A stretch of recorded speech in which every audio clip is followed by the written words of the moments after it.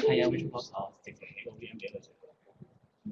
都係嘅，最快方法係，因為裝得嘢都先講。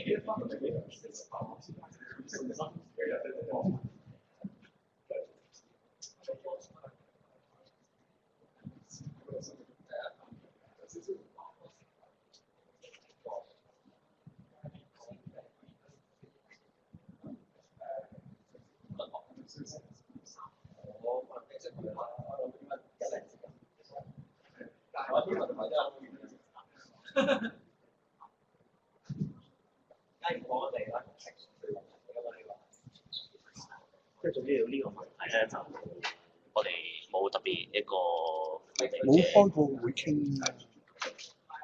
呢度啊，佢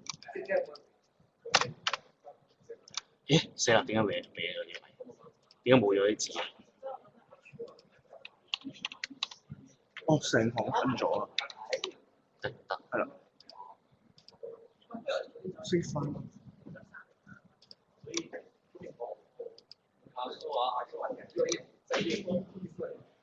咁咪自動啊？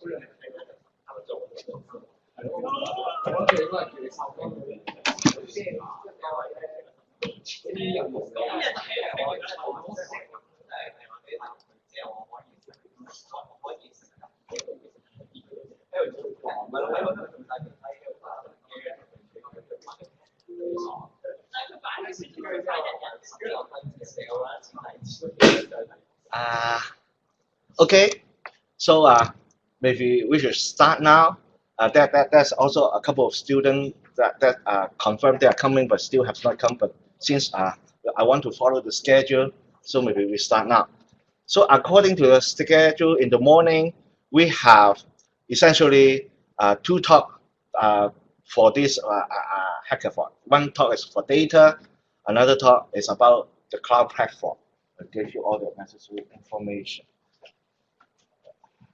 Okay, and but before that, we have an introduction, and just to want to summarize the objective of this hackathon, what is the deliverable, and all the related logistics. Okay, so basically it will take about 20 minutes. Okay, it's not that long. Okay, so I myself and Dr. Pang from the Hong Kong Observatory will give you some introduction. Okay, so maybe first Dr. Pang will help us to give the.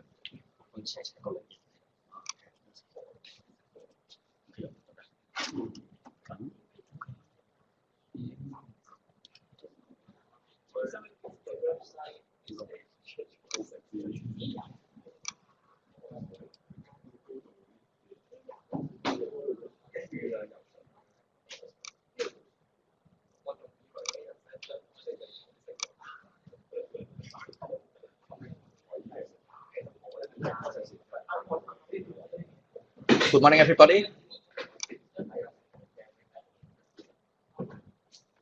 I'm Mr. Dr. Pang from Hong Kong Observatory. We are working with data that go with time for many years. And so maybe we first have a look of the big data applications at HKO. Nowadays, we have more and more weather data being collected and used in weather forecasting. New satellite, radar, and also lightning detection systems. And also a lot of survey-based stations, automatic weather stations. And also we have a lot of weather cameras over Hong Kong. These are weather photos, for example, at Wangland Island. And all of these weather data make weather observations much better than ever at high density and high resolution.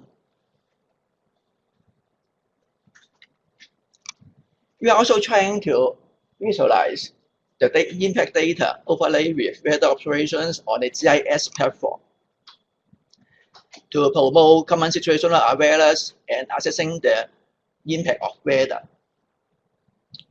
At the same time, this helps us to understand more about the impact of weather. For example, hill fires, whether it's due to dry weather conditions or perhaps some human activities, mainly in Qingming and Chongyang.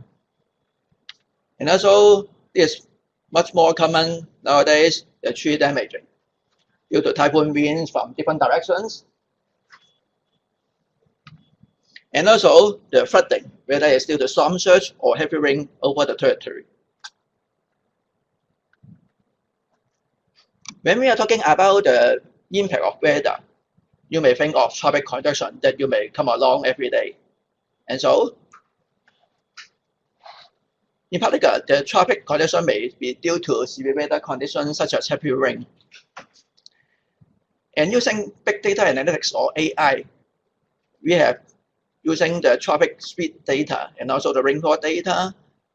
Using these two types of data, we can analyze with a view to finding out the correlation between tropic speed and rainfall amount. In other words, we can try to predict the change in tropic speed given we have our own rainfall forecast. For example, there's some heavy rain at around 7:30 of the day, and we can see that the change in tropic speed, there's a significant drop in the tropic speeds. Besides traffic speed, we can also take a look of the traffic snapshot provided by the Transport Department of the HKSARG. And these photos give us some ideas about the real-time traffic condition or road condition and possible traffic congestion. There's over more than 200 webcams along the main roads of Hong Kong.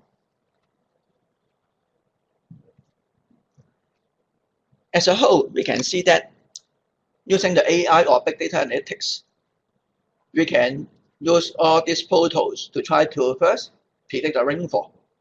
And then we can use the rainfall prediction to try to detect the impact on the traffic, mainly on the traffic speed or the traffic conditions due to the heavy rain. Using the radar image and the weather photos and also the traffic snapshots provided by the Transport Department.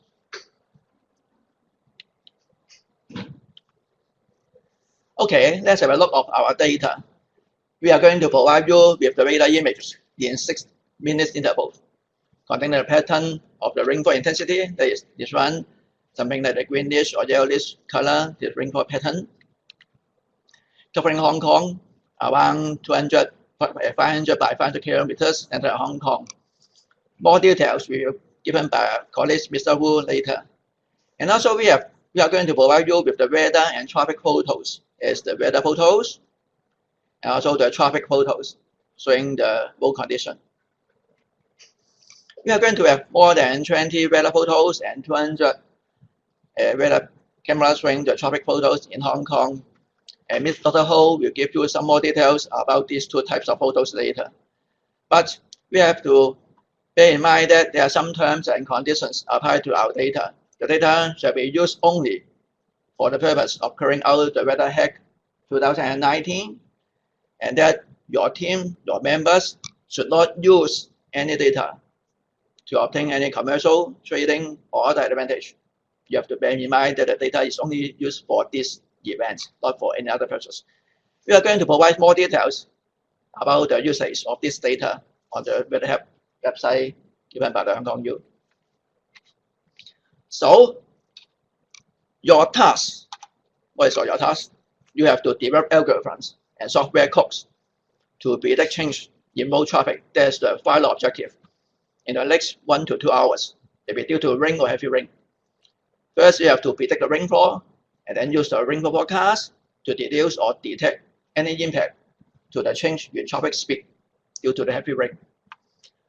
And the second objective is you have to provide or you visualize your results using a web-based app, whether it's desktop or mobile. Maybe mobile, I think, is better. That means you can show your results on the mobile app to demonstrate how to detect the rainfall, how to change this into the impact on the traffic speed.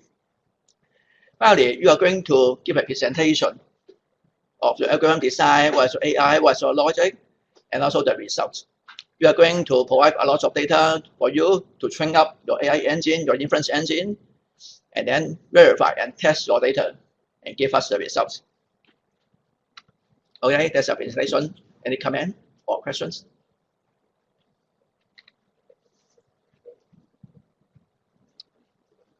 Thank you. Okay, so thank you, Dr. Pang. Now, I am HF Ting from the University of Hong Kong, and basically, in the next few slides, I will explain all the logistic and related, say, question that you may want to know, okay, related to this hackathon.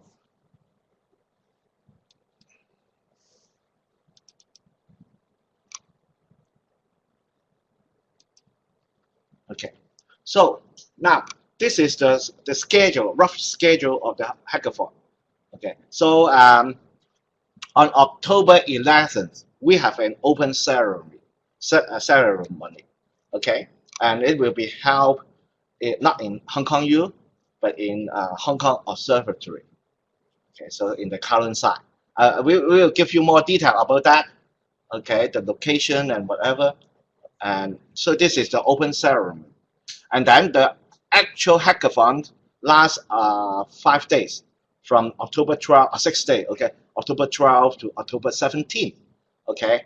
So from October 12 is Saturday all the way to Thursday, and then you can use this, say, it's 6 days to develop your apps and test it, and then okay, and we have reserved 5 classroom so that you can gather together and use the classroom to discuss and design, implement your apps for the hackathon.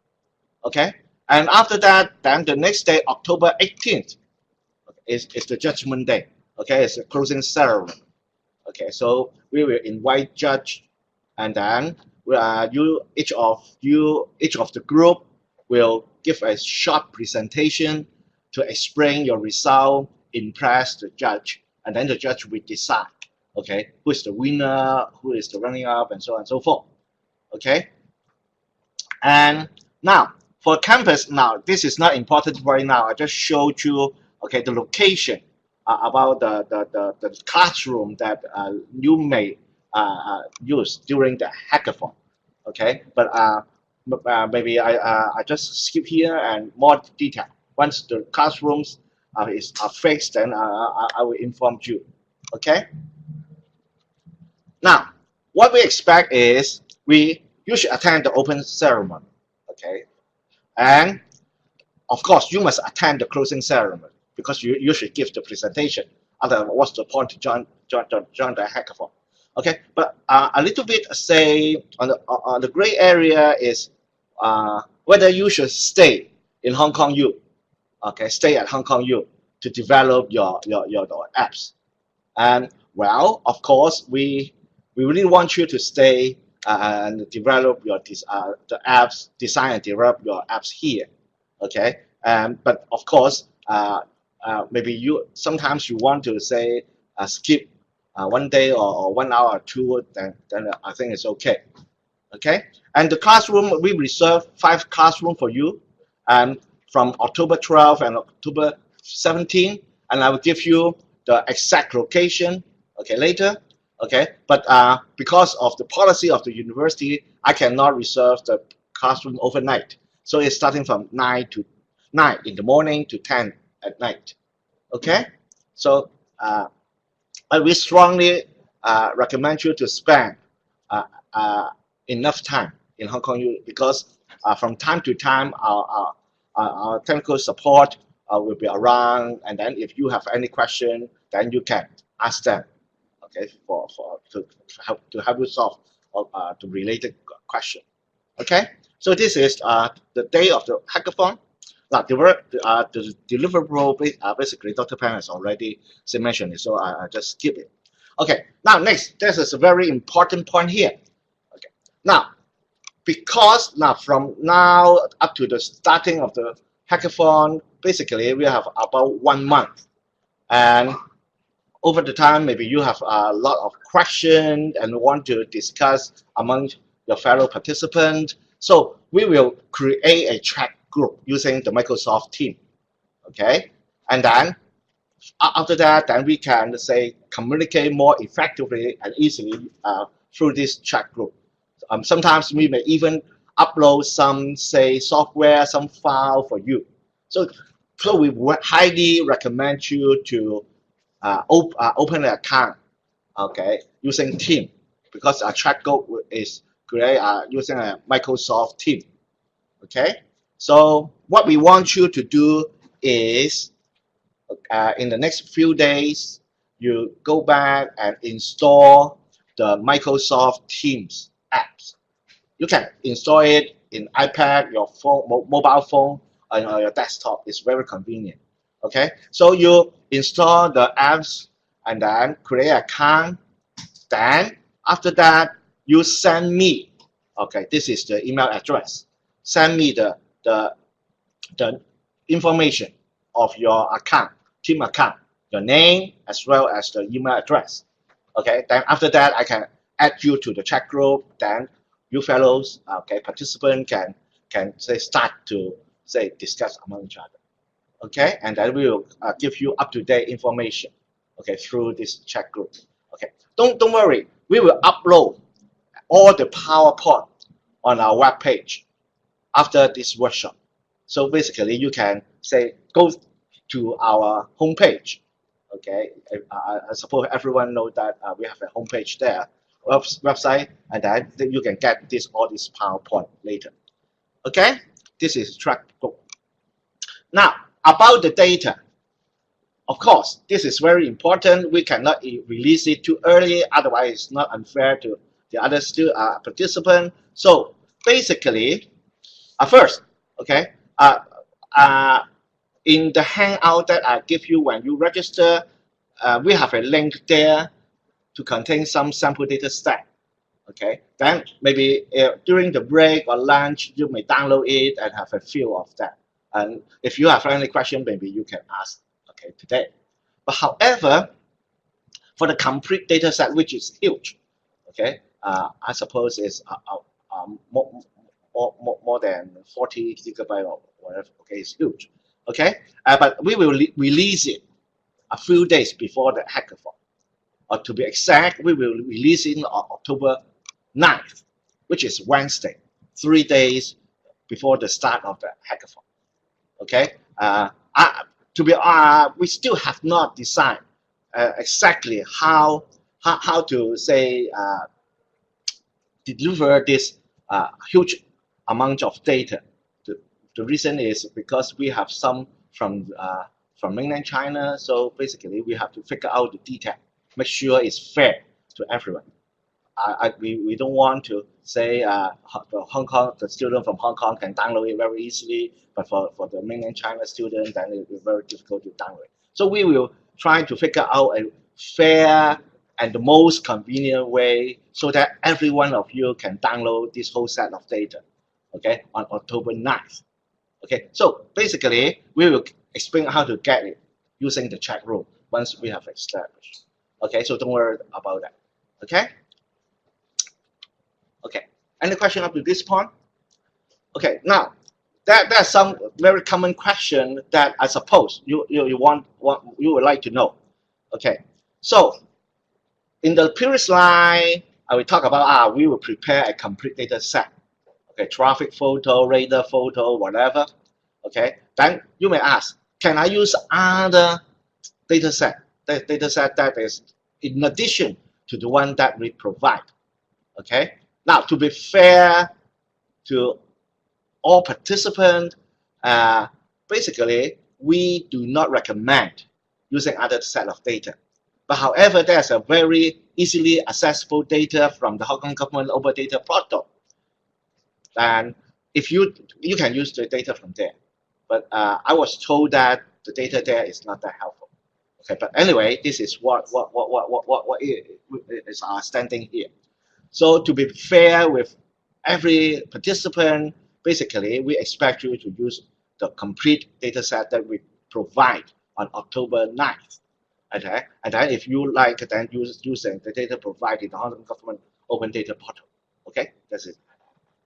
Now, this is, I've mentioned already, okay? So do you need to stay at Hong Kong U, okay, the whole period of hackathon? Okay. We are reasonable. Okay, we will not say force you to stay in the classroom 9 to 10, okay, for 6 days, okay. But anyway, we really want you to spend, okay, as much time as possible in the classroom, so that you have a convenient environment to develop your apps, okay. And again, I just mentioned that we will say visit the classroom from time to time, and if you have any question, whatever is logistic question or technical question, that we will try to answer you immediately. Okay, so this is for your advantage if you stay. Okay. Another question is, can we use open source code, okay, in our implementation? Of course. Okay, so basically you develop a system in a few days. Okay, it's crazy to ask you to develop everything from scratch. Okay, so basically we expect you to use some tools, and I suppose in the afternoon we will introduce some for you, okay? And for the platform, we also some AI, machine learning, says surface that you may find them useful, okay? So the bottom line is we in fact expect you to use some existing tools in your development of your apps. But however, make sure that when you use some open source code, you are following or observing the condition of usage of that. Okay, we take no responsibility. So it's your own responsibility to make sure what you are using are following the condition. Okay. Now, another question is, can we start, okay, doing our app before October 12th? Okay, we cannot control you, but basically it's not that easy because we will release the data on October 9th, and it takes half a day, I expect, to download the data already, and then you have to read the data. You have already spent 1 or 2 days, okay, in order to digest the data. Okay, so this basically this question is irrelevant. Okay, so after you get the data, then you can start. Okay, but basically you still need to take a few days to digest the data, to do some data cleansing and whatever. Okay, so more or less, it is kind of fair to everyone. Once we have released the data, then everyone can start now or just wait for October 12th. Okay, and the assessing criteria basically is the usual stuff, but because we need to discuss with the judge, okay, after that then we will release, okay, or more concretely what is the assessing criteria. Any question up to this point? Okay, lastly, the lunch. Okay, so basically for those who are new to Hong Kong U, now we are now in the Hacking Wong building, 3rd floor. And if you in the corridor go all the way to the end, and then that's a staircase here, and then you can use it to go to the 4th floor. Now 3rd floor, 1 level, and then 4th floor. Okay, just outside the 3rd floor, and then you will find our student union canteen. Okay, and this is one of the large canteen that most of our students use. Okay, today is Saturday. I don't think it's very crowded. Okay, so you can use it for your lunch. Other than that, on the 1st floor, we have a Starbucks here. I don't know whether you like Starbucks or not, but just now, this is the student union canteen. Then you follow the corridor all the way to your left, and then you will find a Starbucks and other small cafeteria there. Okay, if you want other choices, then you can go 1 more level, 5th level, and then we have Dairy France and also some other, say, what for a larger canteen for vegetarian. Okay, but anyway, so in Hong Kong U campus, there's a lot of cafeteria. This is only a few of them that is very close to us. But since we have a lot of time, then you can wander around and explore to find the one that you like most. Okay, so I'm running a little bit over time. Sorry about that. Okay, before we move to the next section, any question? Okay, good. Oh,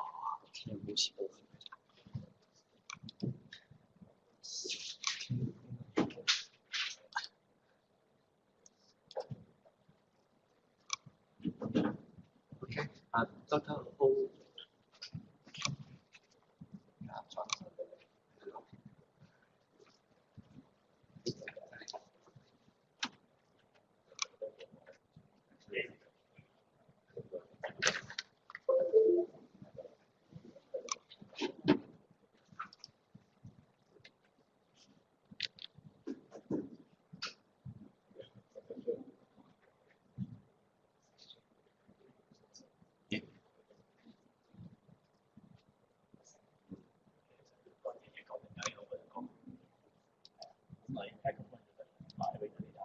咦，唔係仲有一個嗰、個叫做 WeatherHack 嗰個，你唔係食得落去咩？深島有一個咩？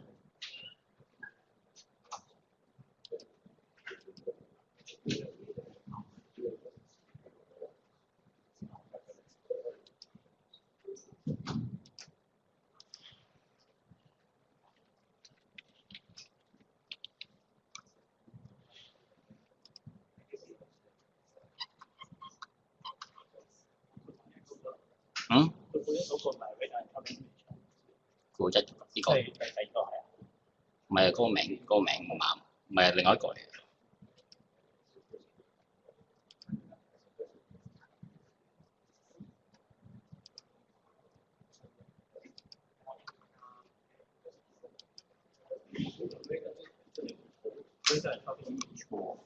唔係入邊嗰個係 radar 嚟嘅，但係佢應該佢已經 send 咗等先有兩個係嘛？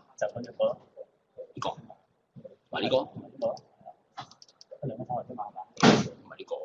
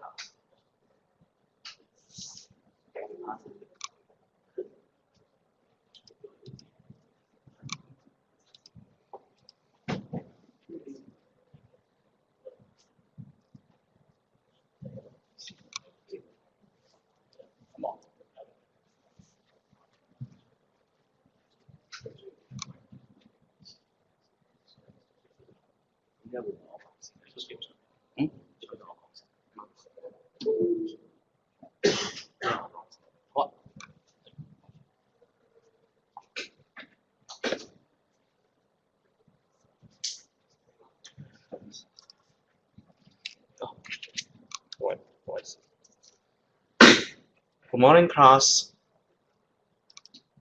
Let me see. No, not this one.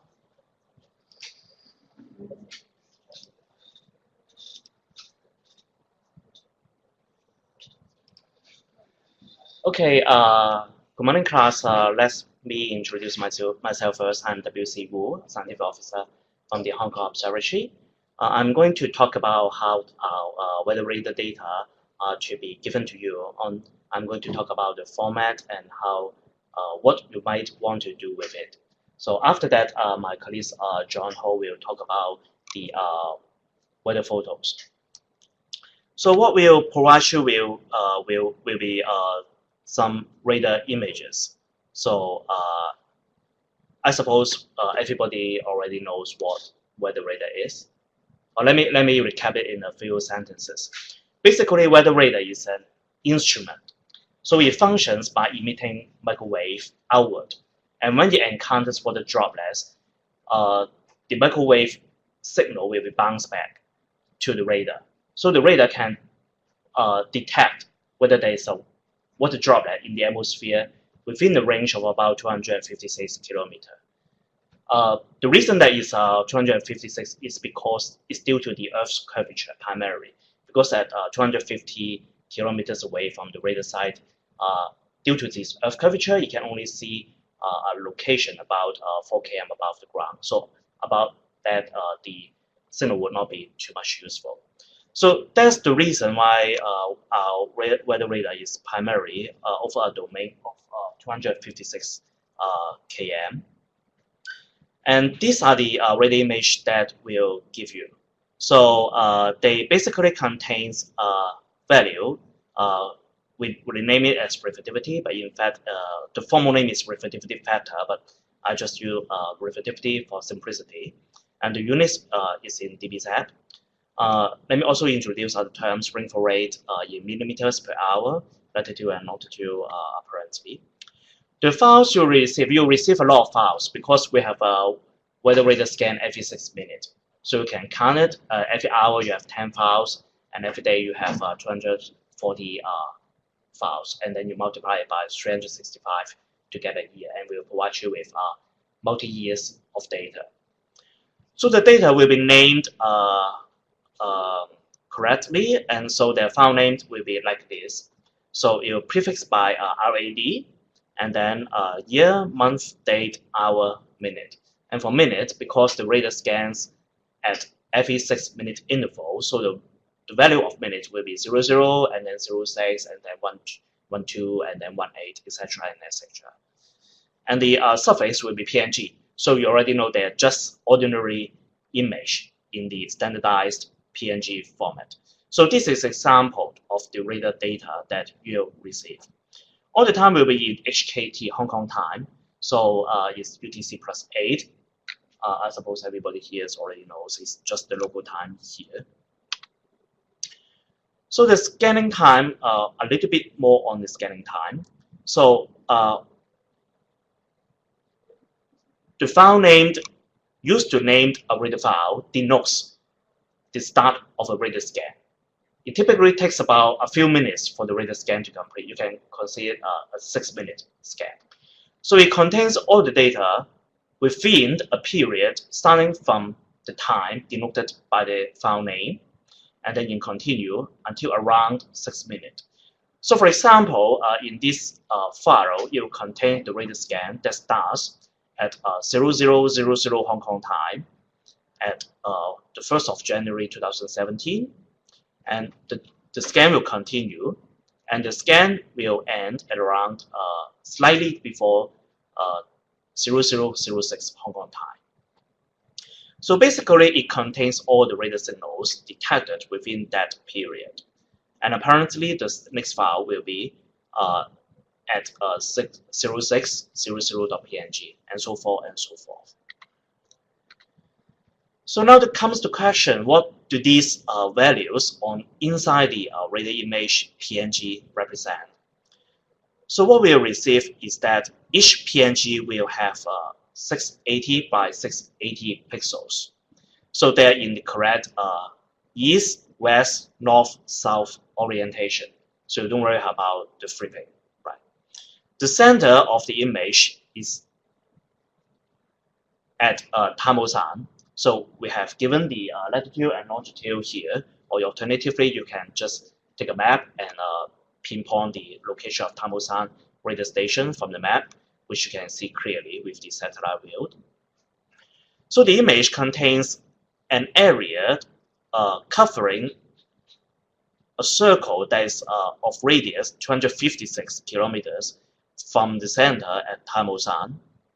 One thing to note is that the map projection will be in azimuthal equidistant projection, which is a good thing, because if you think about it, the property of the projection is that all the points on the map are proportionally correct distance from the center point, and all the points on the map are a correct azimuth from the center point.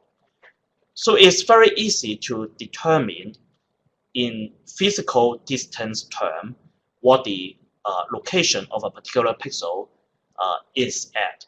So for example, this location at the right edge of the image, it denotes exactly 256 kilometers east of Tamosan. And this point denotes exactly 256 kilometers north of Tamosan. So if you think about it and you know a little bit more about the map projection, you realize that they are not in the regular let long projection, or the other terms is plate Cahill projection. So they are not exactly, the distance between each successive pixel is not exactly the same in terms of latitude and longitude. You can work it out by yourself. But this area is relatively small, and so it doesn't matter too much really. And Hong Kong is around covering the region around here, so you can determine by yourself.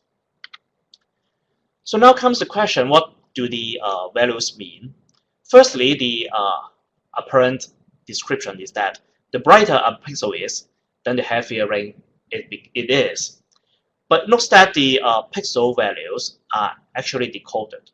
So when we decode it, we use a formula to decode it. I will show you the reference paper which mentioned about this formula. So the reason that we do this formula is that we need to enhance the radar image so that it will become easier for us to do the nowcasting. But of course, you can do other things as you wish. You can conveniently decode it. So these are the code snippets that we provide for us to encode the radar data.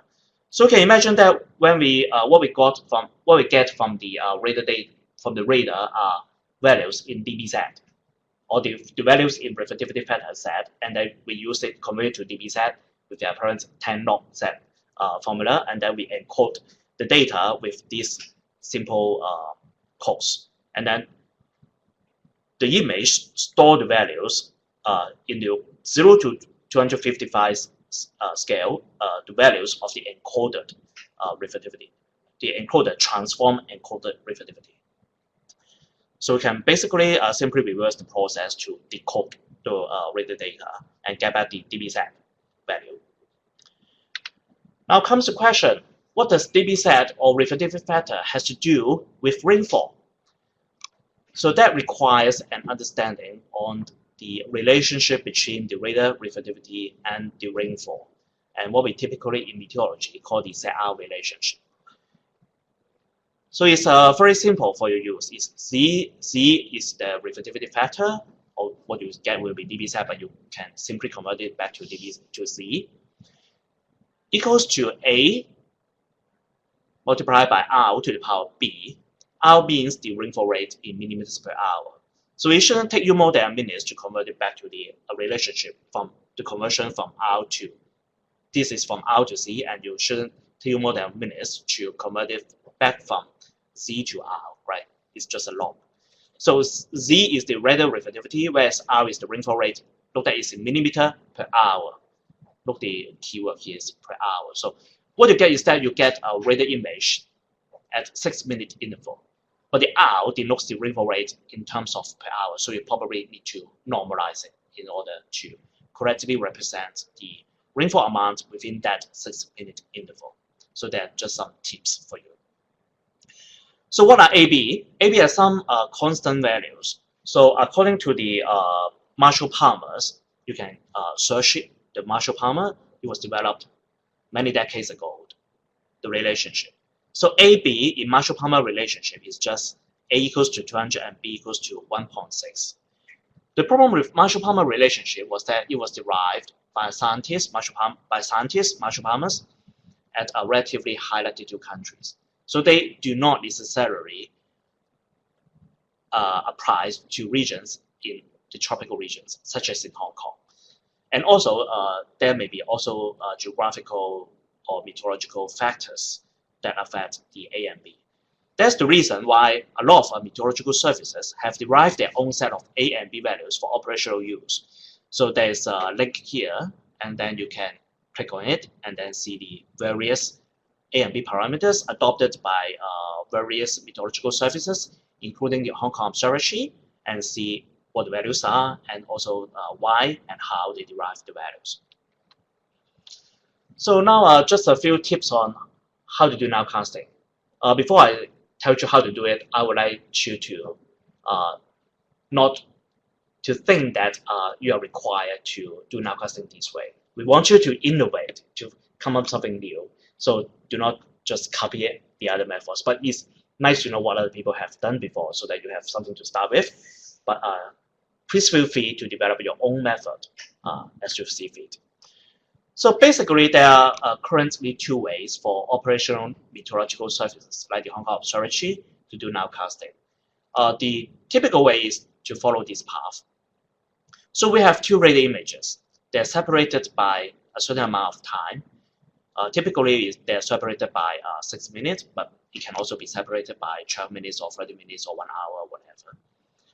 And you see that the radar images differ slightly by a very small amount. And by comparing these two radar images, we can derive a motion field, use various algorithms to generate a field of motion vectors, which denotes how the each radar echoes is going to move. So the typical methods in the previous era is based on maximum correlation, but nowadays many meteorological services have changed to use optical flow. And once you get these small arrows for each pixels, then you can extrapolate, or we use the term vet it, so that we know whether the where and when the echoes will become in 1 hour or 2 hours time. So you can do a very simple linear extrapolation, or you can do a slightly more sophisticated method known as semi-Lagrange chain version. But please feel free to innovate your own way. So this is the typical way that meteorological services are doing nowcasting right now. But an alternative is to do it by deep learning. So in 2015 and 2016, the Hong Kong Observatory partnered with Hong Kong University of Science and Technology and developed the algorithm to do deep learning nowcast. And there are nowadays many deep learning algorithms derived either based on that algorithms or separately by borrowing the idea or referencing the idea. So to be fair, we provide the references here, so we can see the paper. There are several papers here. The first paper is basically the Bible on nowcasting techniques, but it's very high level, so probably it doesn't contain any actual practical methods for you to use. But it's nice to know how other people do with the nowcasting. The second paper describes how we in the Hong Kong Observatory are currently doing with the nowcast. So basically, we're using the optical flow techniques, and it's based on the Brunton-Tolles wireflow algorithms, and then also the enhancement. If you read this paper, all the papers are freely accessible, right? So you can just click on the link and access them. If you after reading this paper, you realize how we in the Hong Kong Observatory do radar nowcasting with our Swells nowcast system. So the first paper is the project we collaborate with Hong Kong UST and develop the deep learning nowcast. Actually, there was a even earlier paper in 2015, but you can find it from the bibliography from this paper anyway. So not only the paper is available, but the source codes are also available. So it's very fair.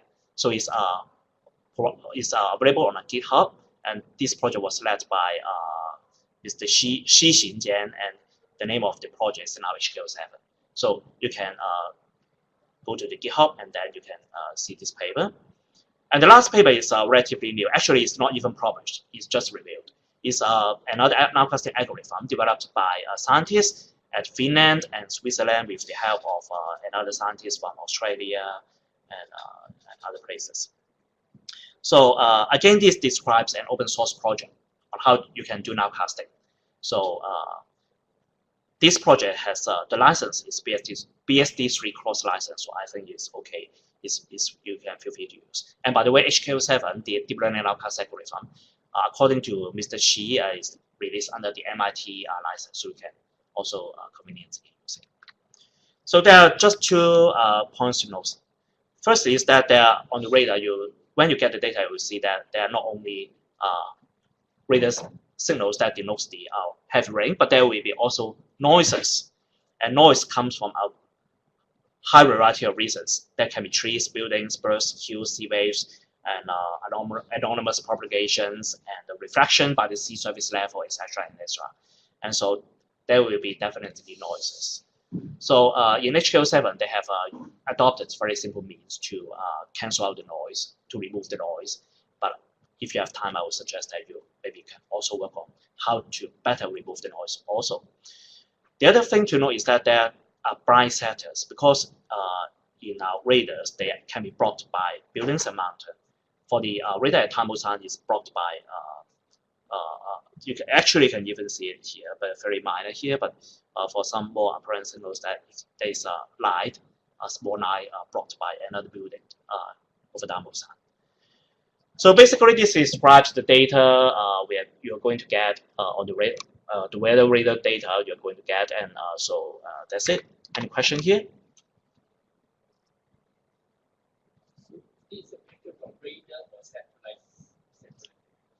Radar, no satellite here. The center of these images are at Tamosan radar station. Tamosan is the highest mountain in Hong Kong, and we have the radar installed over there. And so the center of this image are exactly at the Tamosan radar station. So what data we have here? The radars, pictures, and satellite? I don't think there is a satellite, right? No satellite. No satellite. Yeah. We are not going to provide satellite data. And by the way, the use of satellite to derive a rainfall is very challenging task. So maybe in the future, if you're interested, we can work on it, but not in this hackathon. Another question? One more for reflectivity and reflectivity and it's equivalent to rainfall. They are not equivalent. They are related by this relationship. Z equals to AR to the power B. So it have to be rain, like cloudy or smog or something. So it have to be rain. Yes. So it basically is related primarily to the rainfall. So you can consider that it's not related to other factor. Any other question? If not, I'll pass the time to John.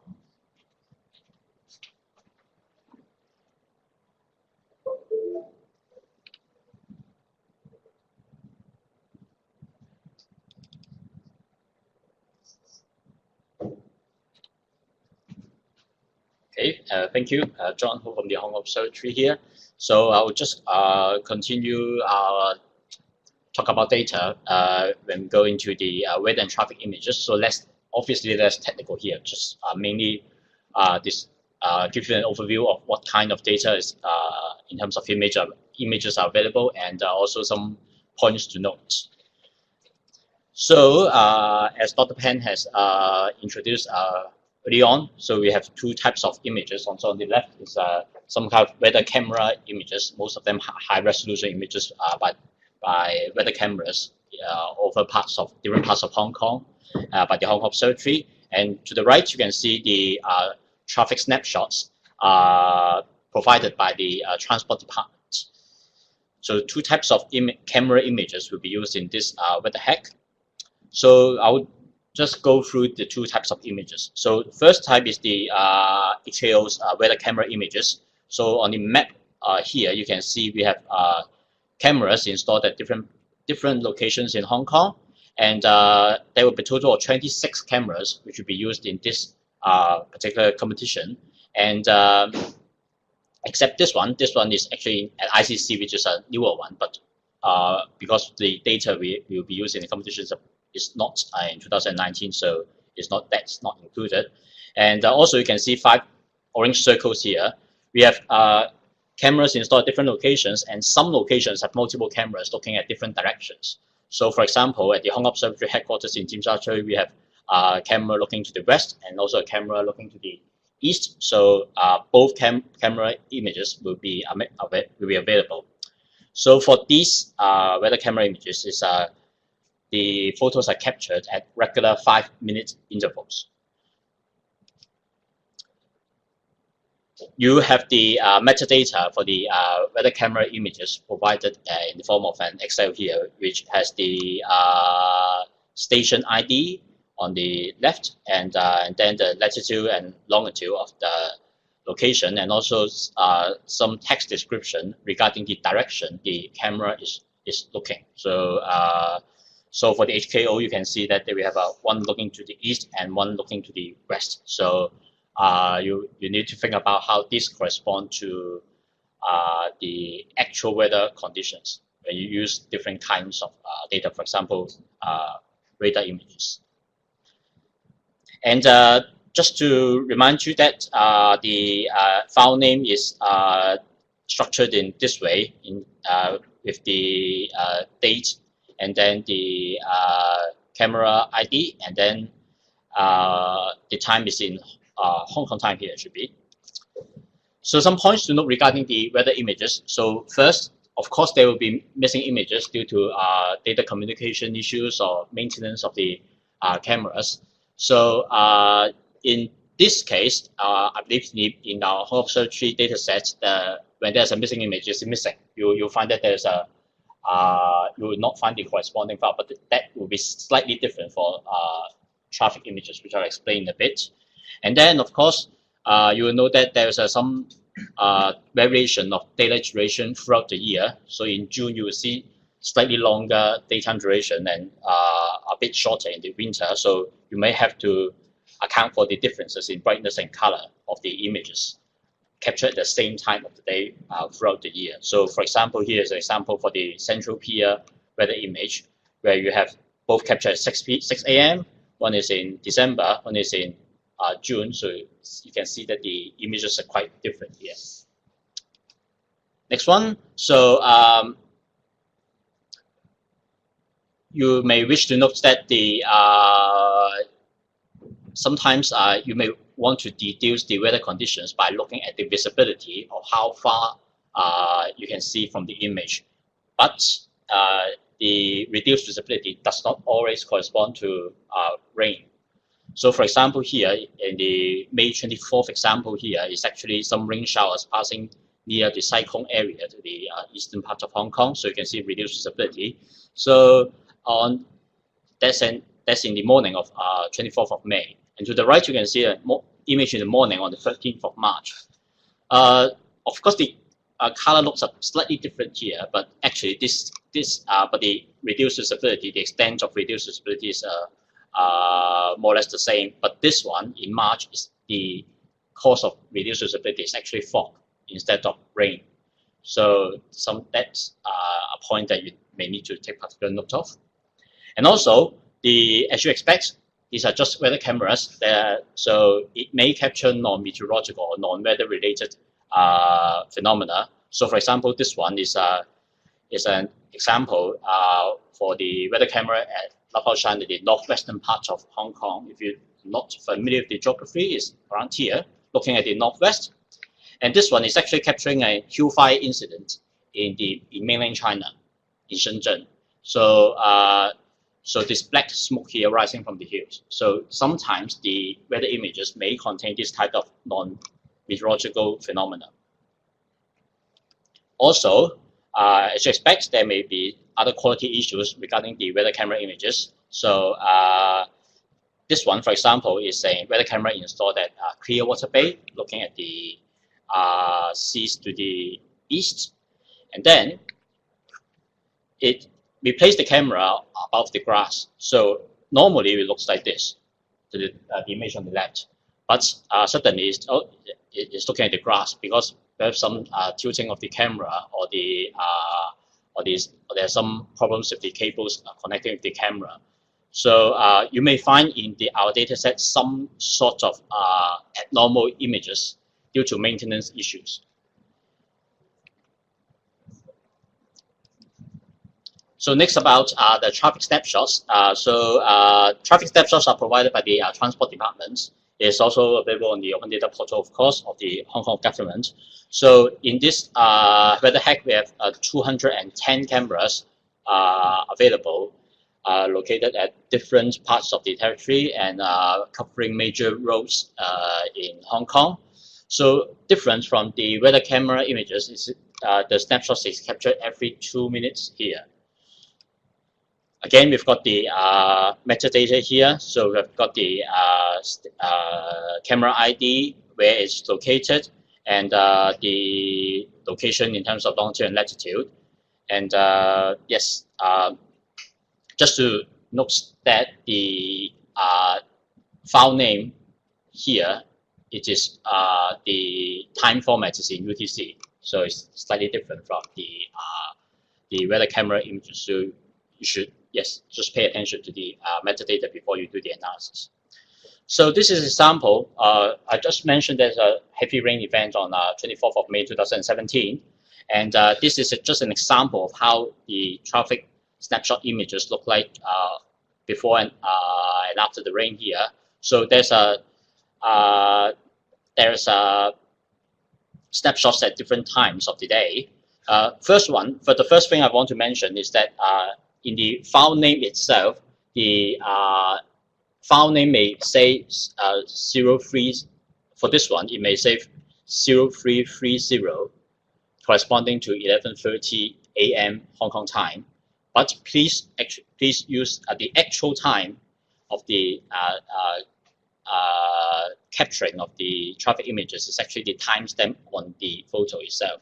Of course, the difference should be minor here, but just a point to note. So I recommend you to use the timestamp printed on the photo instead of the file name here. But the difference should be more or less in a minute or so, so may not be too significant here anyway. So this one is the camera located in Aberdeen looking at Wan Chai, and you can see that the heavy rain occurs on 24th of May. So this one, the observatory issued the black rainstorm warning signal at 11:30 a.m. that day. You can see some traffic jams on the highway and also below the highway on the ground. Just to compare the image at the same time for the previous day, 23rd of May, you can see the much smoother traffic for the roads here. And after the heavy rain passes at 1:30, around 1:30 p.m., you can see the traffic conditions improved again. So after the rain event, and also you can see just from the traffic images, a major difference apart from the traffic condition itself is the raindrops on the camera. So how you want to think about how this can help or something that you may need to take care of when you are analyzing the images. Some points to note again. So of course there will be missing images, but here for the traffic images, we actually got a missing image. So I see two examples here. It says not available, or it says no surface. So this is non-available or missing images here, slightly different from the files for the weather camera images. And also just want to remind everyone that, of course, the traffic conditions are not necessarily only affected by weather only. It can be caused by many different reasons, including rush hours, including traffic lights in this example. So you definitely need to take note of this when analyzing the images. This is Chatham Road just outside the Polytechnic University of Hong Kong.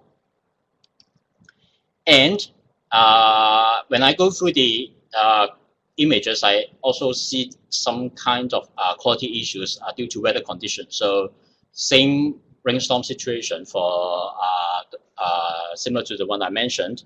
And this one, the camera is located in the Cross Harbour Tunnel entrance in Kowloon side. You can see that in the morning, so you can see the images capture the traffic jam quite well.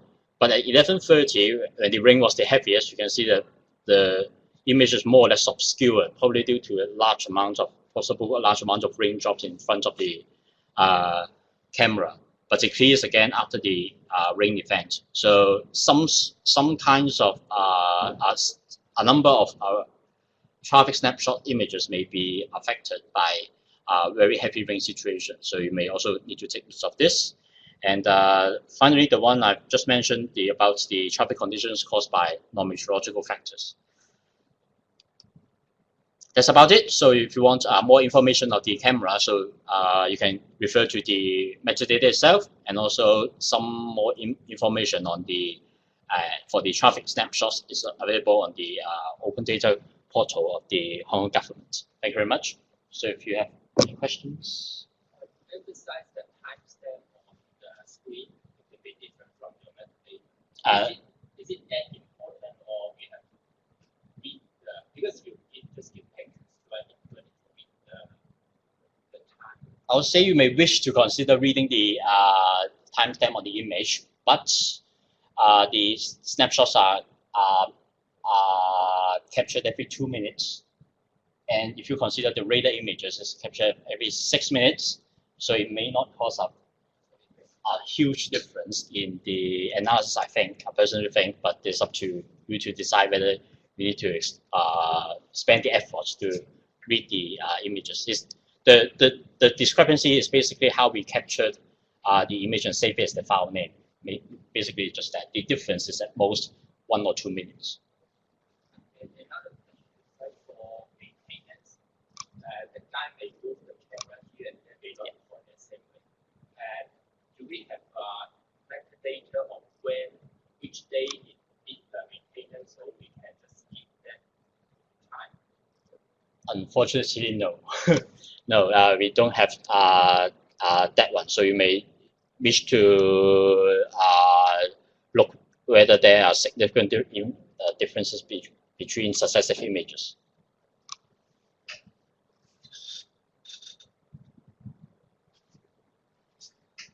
Thanks a lot. My understanding is there are some questions from Shenzhen. So are we going to handle it now?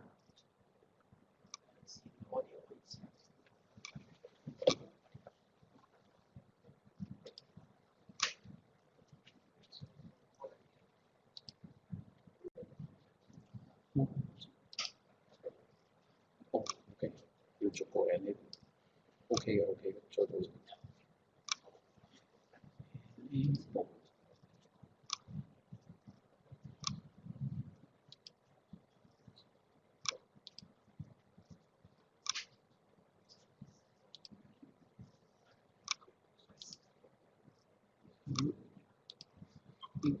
嘅呢啲唔係，呢啲我係咪都係？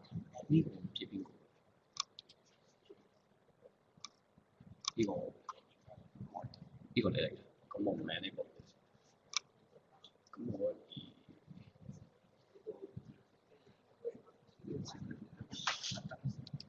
係可以請佢哋試下講嘢。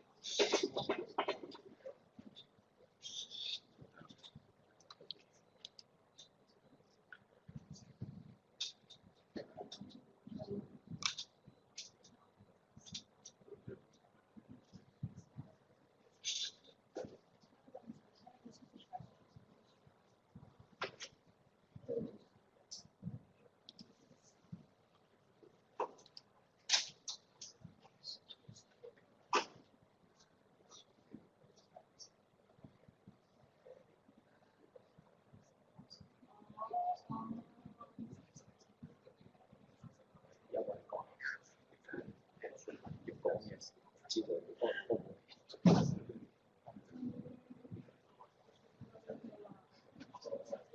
如果要係唔係度呼籲我哋講，唔係佢哋講，係啊，佢哋聽到。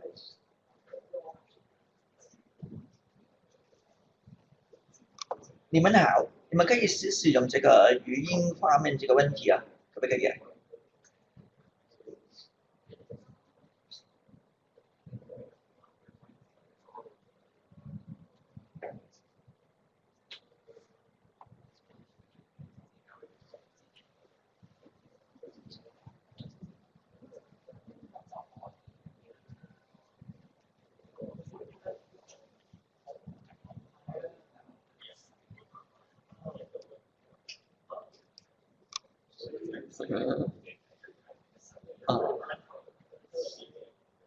知道㗎。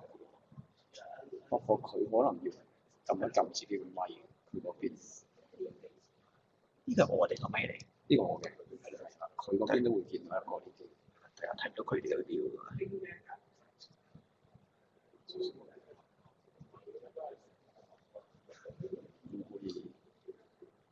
有冇人出聲？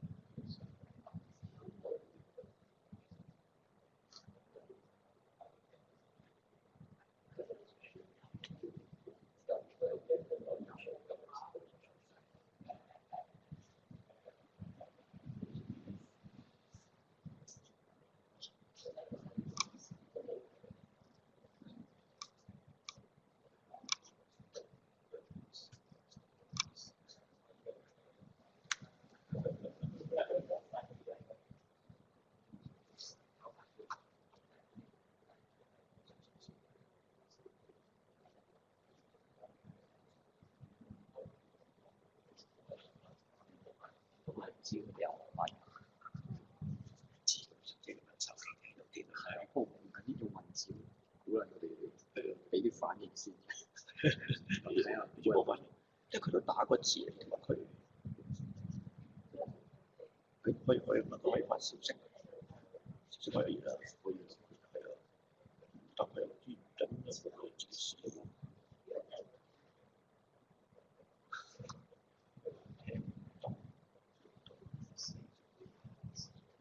反應有啲聽落落，俾聽到冇事，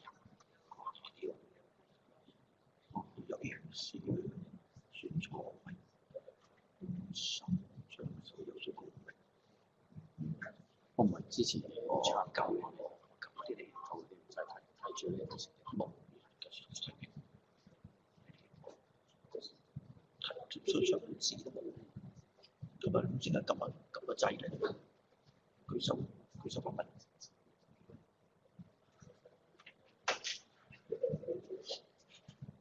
如果咁咯，就繼續去咯。可以都可以。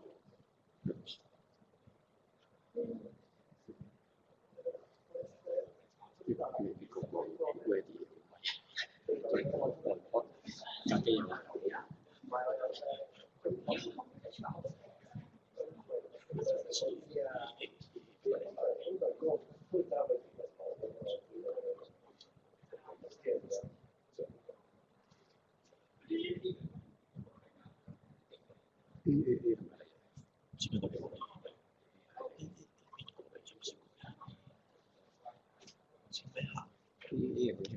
錄像可以下載。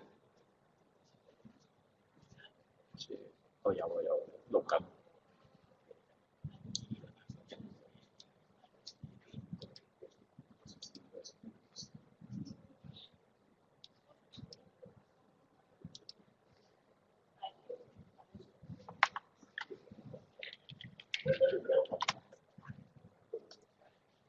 有人面。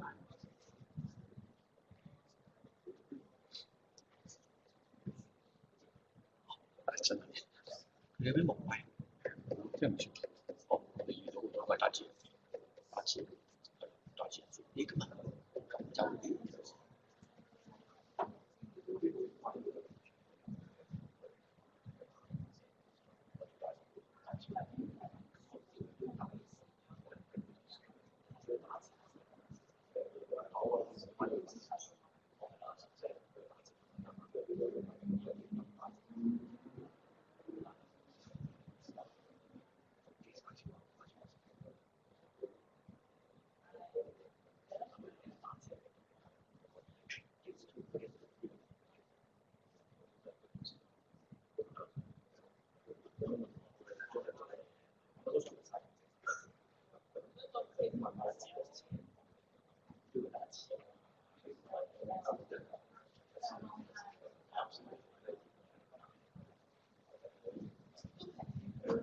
Okay, so according to the schedule, so we are going to have a 20 minutes break until 11 o'clock.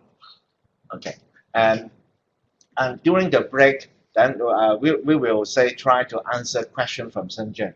And since they do not have any audio or mic, so basically we'll use the keyboard, just the text input. Okay, so you may stay here and then follow our discussion or Q&A. Okay, or if you like, then you can have a walk wandering around, find out the place for your lunch and whatever. Okay, and then we will resume our workshop on 11 o'clock, in which our Microsoft colleague will talk about the platform. Okay.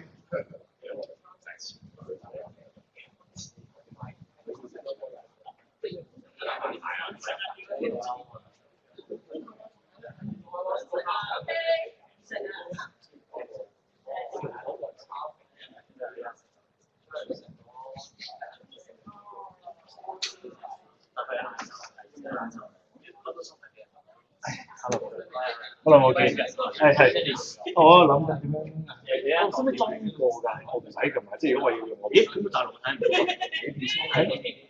因為我有同阿醫生講嘅，即係我會自己部，我有 slide 同埋有少少 demo 嘅，咁所以我以為係就得㗎，唯有用呢個波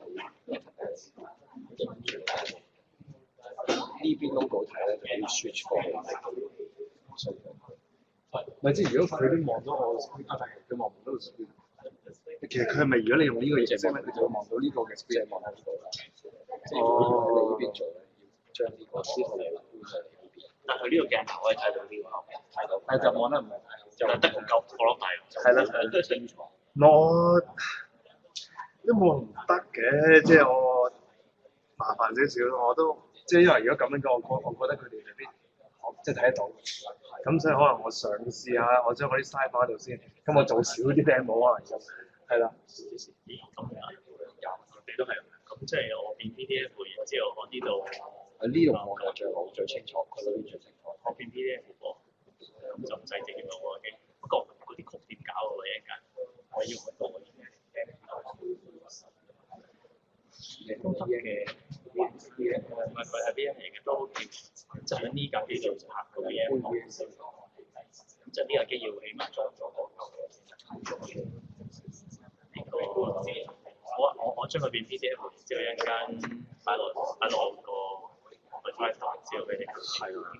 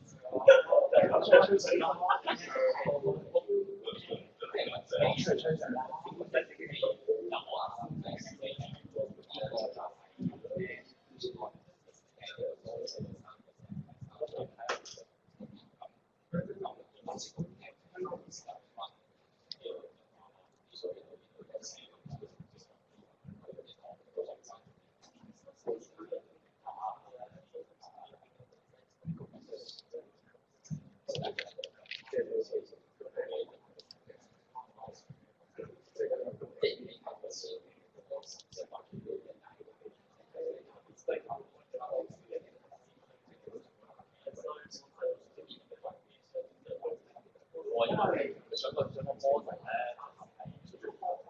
然之後你擺翻啲飛彈上去，係啊，我即係影有佢傾人，呢個有一紮新嘅飛彈上啦，個差唔多啱啱抄緊嘢。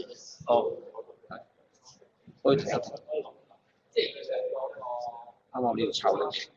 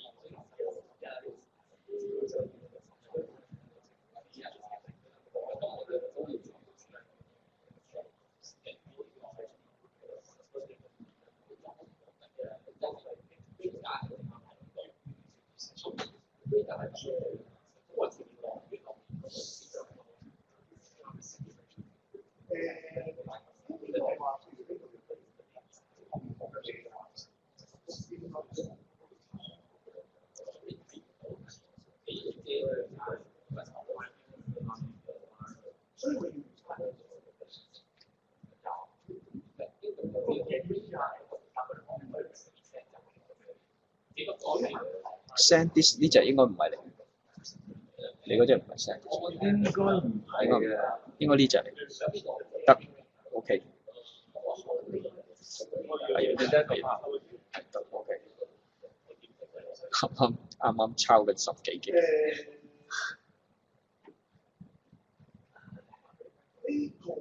咦 program 係有啦，呢個，係，我幫你擺咗個 desktop 先。好。我用 website 開就得。好嘅。再聽冇可能明白。咁交部機俾你，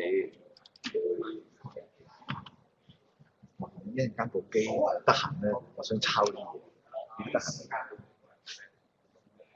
呢個有啲嘢。係啊，呢個 set up。佢係咪包開？係啊。擺邊邊？有我嗰度有個 workshop。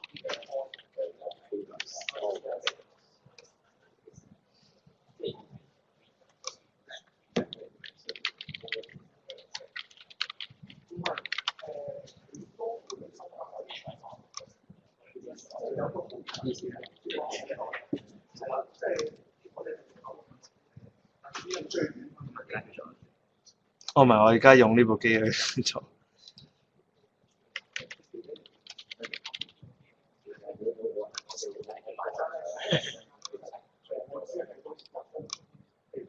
聽嘅事啊，Asher 喺香港有 GPU。未，係未。咁即係今次所有參賽者都冇 GPU 玩啊？唔係，佢哋可以去即係開美國嗰啲機。即係大陸嗰啲去唔到啊？哦，唔係，佢哋過嚟呢度做噶嘛。哦，係喎。係佢哋過嚟做就得。係咪啊？大陸嗰啲 physical 佢 physical 嚟過嚟做理論啫。佢哋過嚟做噶嘛，所以我聽過係過嚟做㗎。佢唔過嚟做好難用㗎。親身翻場。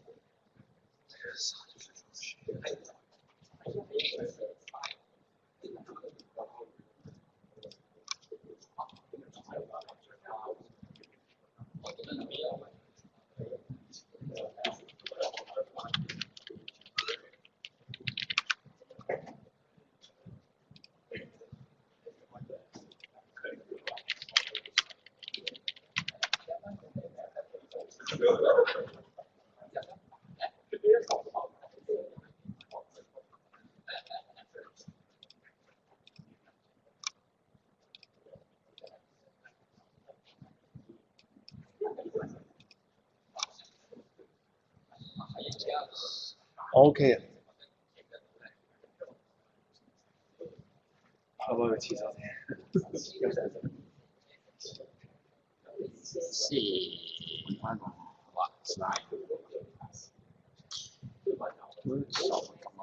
係咪有個 folder？睇緊呢個，我而家抄翻呢個啫，係咪啫？哦，唔係喎，你係咪已經有㗎啦？你話擺上網，你係咪已經？佢哋之後再擺，但係冇需要擺咗喺唔使擺度啦。唔使擺喺呢個機，直接開就得。哦，得啦，我哋做啫。5蚊就係手指。冇蚊就係手指。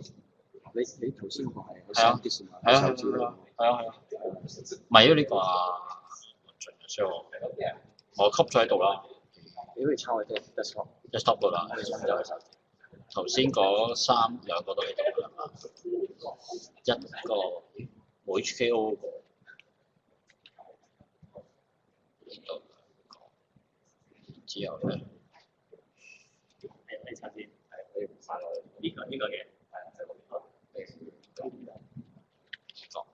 我又插多計落嚟。呢個邊個好耐冇人插啊？係啊，我哋 WeatherHack 啊，我要抄兩個炮出嚟啫。sorry 啊 OK 好。我抽緊出嚟。第一個 folder 第一個 folder，然之後讀，之後兩個邊嘅。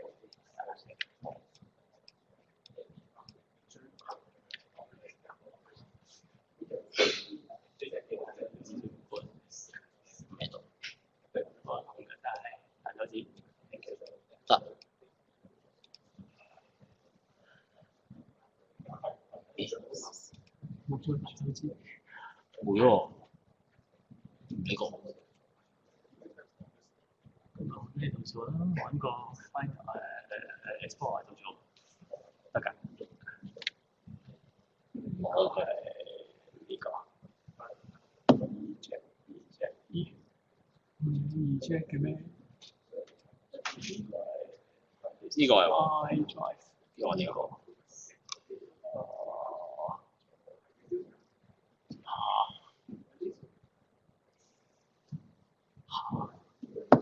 冇乜二 check 啊？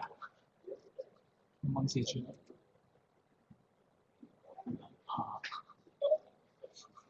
嘅。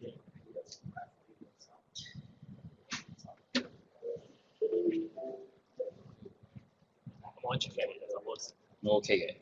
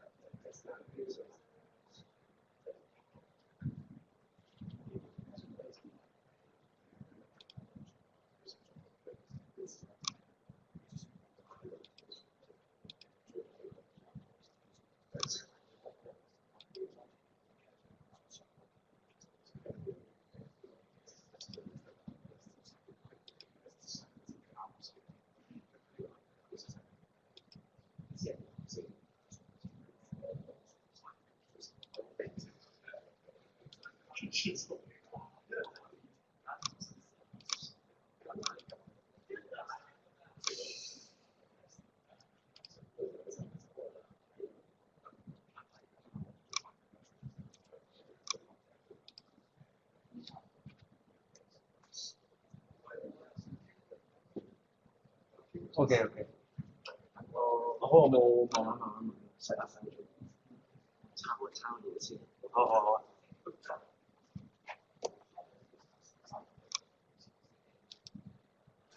頭先用嗰個冇緊㗎，我自己都係整嘅啫。咁然之後都係會 cut 嘅。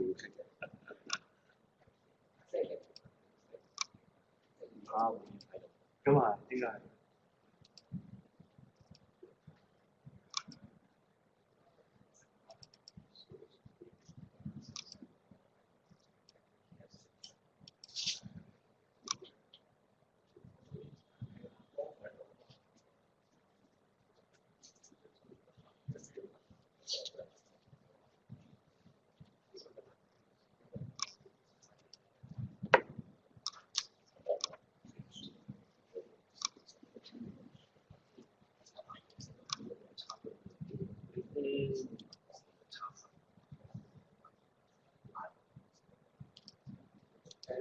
我想，因為我發覺我俾啲咩咁我想再俾個少少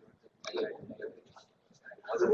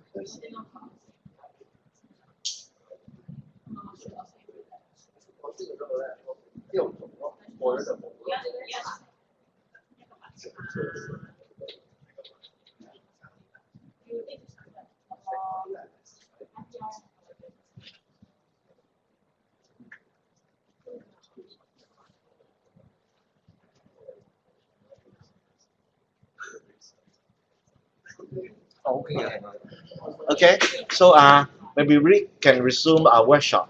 So in the following workshop, we will talk about the platform, the cloud platform from Microsoft, and we have a colleague, Mr. Tong, Angus Tong, will give us a good talk on this. Okay, so I give the time to. Thank you. So good morning, everyone. This is Angus from Microsoft, account technology strategist from the Microsoft Public Sector Group. So in the following section, I will talk about the Microsoft Cloud Platform. So actually, Azure is the public cloud from Microsoft. And in the following section, I will focus more on the introductions of Microsoft Azure, and then we will talk about the Microsoft Azure AI platform. So the Azure AI platform, it includes the AI infrastructure, AI tools, and also AI service. And after that, I will do some live demo to show you how to operate on the Microsoft Azure platform. So hope that these demos can help you catch up more easily on how to use the public cloud platform. And yeah, of course, lastly, you feel free to ask questions, all right?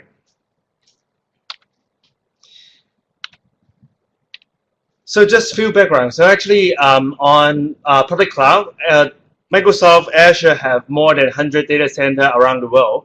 So actually, when you use public cloud platform, then you can create any resources from different countries. So for example, I know maybe in your case, you need some GPU or some HPC, the computing resources that you want to run your deep learning model, your TensorFlow model, then maybe you need GPU, right? So actually GPU is available in different countries.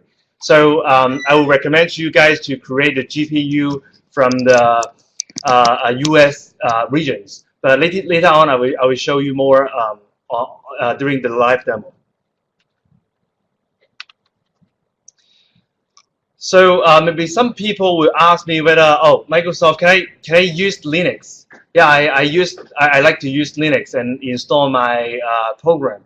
Actually, it's fine. So actually, Microsoft Azure is already embraced a lot of open source in the public cloud.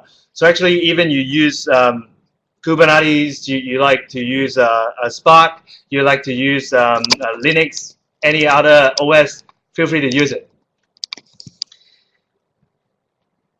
And also one more important point is there is no limitation on what kind of language or framework that you're going to develop.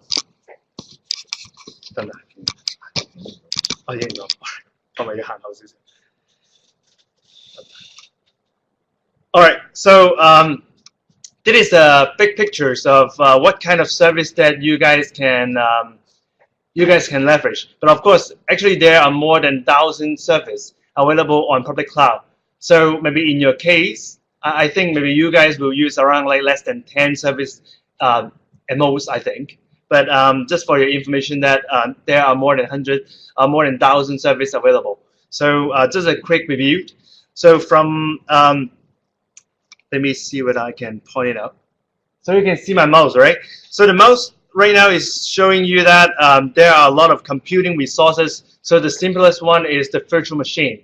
So if you guys like to create some server, so the server may be CPU server or GPU server to run your own model, actually it's fine. Just go to create your virtual machine and choose the size or the configuration of the virtual machine. And after that, we'll have a lot of storage type. So what storage type that you might need to use. So for example, if you want to have some storage to store the video or to store the image, of course you can create some data disk attached with the virtual machine, and then you can call or you can access the data through your virtual machine very easily. And then on the top, maybe on my left side, the top corner, that you can see there are data categories. So in the data categories, if you want to have some database, for example, you want to use MongoDB, you want to use SQL Server, you want to use MySQL database, feel free to create some. Just go to the portal and search the name. Usually you can search it. You just search maybe MongoDB. You just search SQL database. Actually, it will show you, and then you can create it easily. Just follow the instructions. Later on, I will also show you some easy stuff.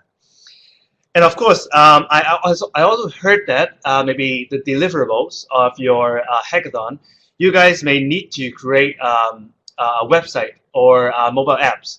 So actually, the simplest way is you can just create maybe a local host and then just open the website through your own PC, right? But actually, if you really want to publish it to a public accessible website or mobile application to host your backend, so you can definitely go to the Azure and create some service. What we call is web app or mobile applications. Okay, so there are some this kind of service can help you to host the source code of the website or the source code of the mobile app easily. So and also one more important point is we also offer you the DNS and also the IP address. So you don't need to care about, oh, I need to buy the IP address or I need to buy other extra software to help me to publish it to publicly access website. It's not, you don't need to do it. Yeah, Azure will help you to handle all of this. And of course, the last thing that later on I will deep dive in it is the service related to machine learning and also the service related to some data analytics. So yeah, I will have the second slide to talk about the Azure AI platform. So just don't want to confuse you guys. Actually, Azure AI platform is just maybe just part of Microsoft Azure. So just try to take all those services related to AI and also machine learning. So we call there is a small part of the service as part of Azure AI platform. All right. So all these services can be found on Azure as well. So there are several categories that I want to focus. So you can see from the top side, actually all the familiar data science tools that you like to use. For example, Jupyter Notebook. You want to use command line. You want to use Azure Notebook or RStudio, Visual Studio Code. Any IDE you want to use, feel free to use it on Azure. And in the second rows, we are talking about the popular frameworks. So again, there is no limitation on maybe you like to use PyTorch, you want to use TensorFlow, you want to use just Python or any other language, feel free to use it. Okay, so the third one is we want to talk about the AI infrastructure. So I believe, actually, I also delivered some training to different hackathons before. I also saw that maybe a lot of participants like to use AI infrastructure recently, because you guys, you have your own algorithms, you learn how to build deep learning in your classes, and actually, for example, this hackathon, I heard that maybe more than 500 gig. I don't know. Maybe you have to check with the Hong Kong U how much data that you will have. But if you have more than maybe 100 gig or 500 gig or even 1 terabyte, so actually, if you need to run the TensorFlow in your own computer, that I think it will take like 2 days or 3 days to finish it. So actually, the hackathon only have like 1 week, right? So actually, AI infrastructure, we offer a lot of like GPUs that you can choose. And the GPUs or HPC, when you choose it, maybe it can help you to accelerate the training time or to shorten the training time. That is very important. And later on, I will also show you in live demo how to create a GPU very quickly. And the second one is the AI tools. So AI tools, later on, I'll also show you more in details, but just a quick concept. What is AI tools? So if you are not familiar or you don't want to waste a lot of time to use some coding to develop some machine learning model, So actually, we have some tools to help you quickly to use the drag and drop technique. It's very easy to drag some module and then to build a machine learning model. So we have some software to help you. So that is AI tools. And the last one is AI service. So in your case, I don't think you will use a lot AI service, because AI service is something built-in API, is already complete API with AI features. For example, you want to use custom vision or computer vision, to just call the API and load the image to that API, and it will return the result to you. But actually, in this case, I think it's more complicated in the hackathon. So maybe some common API may not help you to fit some, help you to solve some problem. All right, but I think it might be helpful in some way. So let's talk about the AI infrastructure in depth. I believe all of you may like to use the deep neural network, maybe. So from my experience, I know that maybe two common ways to run the algorithms. So the first way is you may want to use some HPC cluster. So the second one, you may want to use the GPU. And in this case, I will deep dive more in the GPU. So in GPU, actually, we have different type of GPU card that are available on Azure. So I'm not sure whether you guys are familiar with any one of them, but just share. Actually, we have M60 card, so you can go to the website and search which card is more suitable for your case. So we have M60 card. So M60 card is more good for graphic, image or rendering, video rendering, something. And then K80 card is something is a card that I also recommend to all of you, because K80 card is maybe in general it can help you to run any algorithm, but of course the card is not the latest one, but it can help you to run anything. I think it might be a common choice. All right. So and then we'll have P100.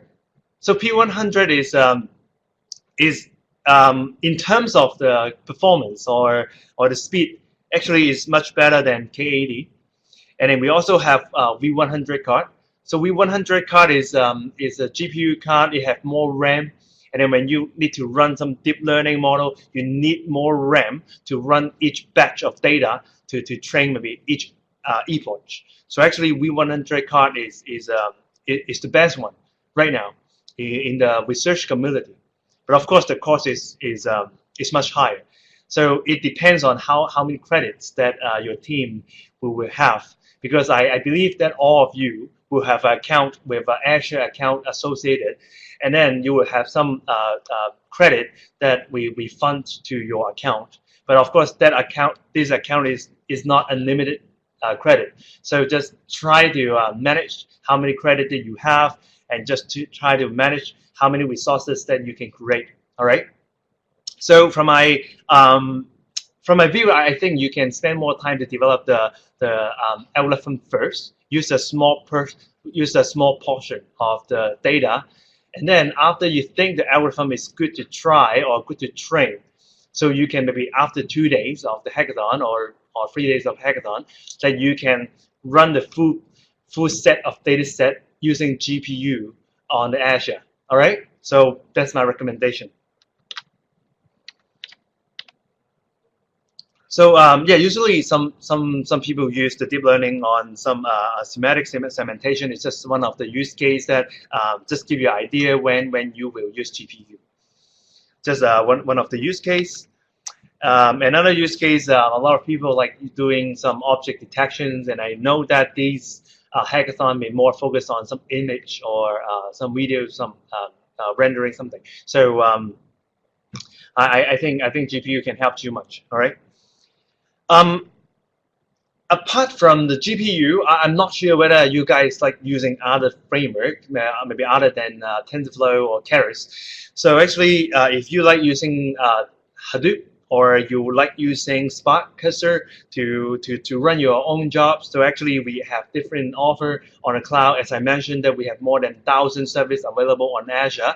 So if you like using Hadoop, then you can go to search the Azure HD Insight, it can help you to create a lot of GPU machine, and then a lot of CPU machine linked together as a as a Hadoop cluster, and then you can distribute your jobs and then to run your algorithms is easy.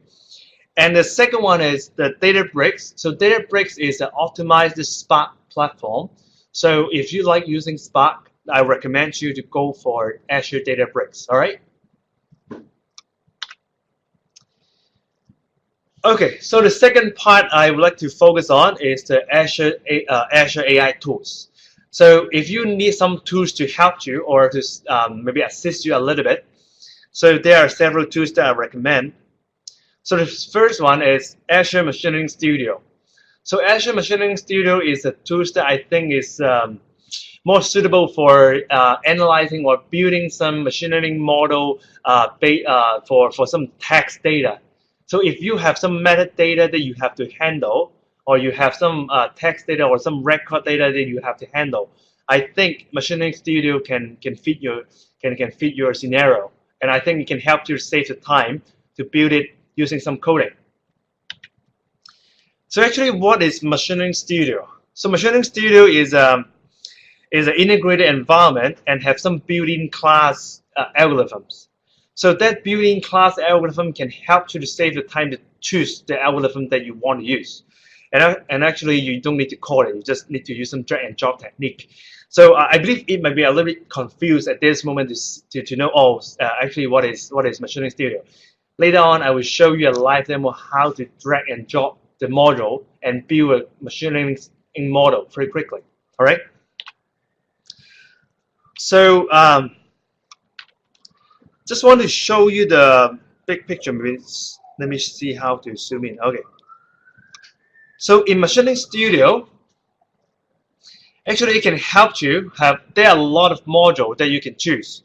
And the module can help you to, for example, to import data, to pre-process the data, split the data, train the model, choose some built-in algorithms, and also to score the model or to evaluate the model to see how bad your model is. All right. So let's talk more in details. There's import data. You can import from different data source. So different data source, for example, if you upload your metadata or your record, your text record to a database, any database, MySQL database, relational database, any type, and then you connect it to the Machine Learning Studio, it can link together and input the data from your data source or upload it from your local data source is also fine. And the second part is data preprocessing. So data preprocessing is a really common and really time-consuming part that you guys need to deal with. So at that part, we also have a lot of modules to help you to, for example, clean the missing data, filter the data, edit the metadata, change the column name of the data, normalize the data, or partition the data. A lot of features that you can choose actually. So I do recommend you guys to search in the internet to see Machine Learning Studio whether it supports something that you want to do it. So for example, upsampling is also helps you to do it. So split data is something easy. Just split the data to maybe 70% for training data set, 30% for testing data set. Yeah, is some common concept. And for the built-in algorithm, it's more important because I know that you guys maybe, I know how to do the maybe linear regression or some two-class classification model. But actually, it's not enough, right? Sometimes you need to choose the best one. So actually, in Machine Learning Studio, we have a lot of built-in algorithms that you can choose.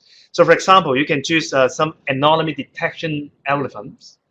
You can choose some classification model. So you can see maybe two-class classification. We also have different type of algorithm that we already built it for you. So you don't need to use some code to write an algorithm by yourself. And we have multi-class classification model. We have clustering. And then we have some recommendation model. We have regression algorithms. We have statistic functions. We have some text analytics, computer visions. So a lot of built-in algorithms that you can use already. Just save your time to do it. And after you choose the algorithm and link to the training model and score model, finally you can see the maybe confusion matrix. You can see the evaluation result. For example, you can see, oh, what is the precision, what is the accuracy. So just visualize the result very easily through the Machine Learning Studio. So later on, I will quickly go through all of this steps. So I hope that it can help you to understand more. Oh, sorry. Okay. So the second tools that I also recommend is Azure Automated Machine Learning. So Azure Automated Machine Learning is something you also need to deal with, maybe text data or some record data is similar to Machine Learning Studio. So, but if you're familiar with doing machine learning or to build a model, you must know that you need to spend a lot of time to choose which features, which algorithms, which parameters. Even I find the right algorithms, I have to tune the parameters. I have to tune it and I train it again, and then after I see the result, I don't think it's good enough, I have to tune it again and then to train again. So it takes a lot of time, right? So yeah, and also you have to see, you have to understand what kind of algorithm is good for your case. So it takes time. So in this case, just a short example. It will talk about how to build a model to predict the diabetics of patients. So normally you have to choose different features, different algorithm, different parameters. So yeah, it takes time. And then after the first training, you see just 30% accuracy is not good enough. And then I have to tune it. I choose another features, another algorithm to tune different parameters, and the result is 50%, right? So you spend much time to find the best algorithm finally.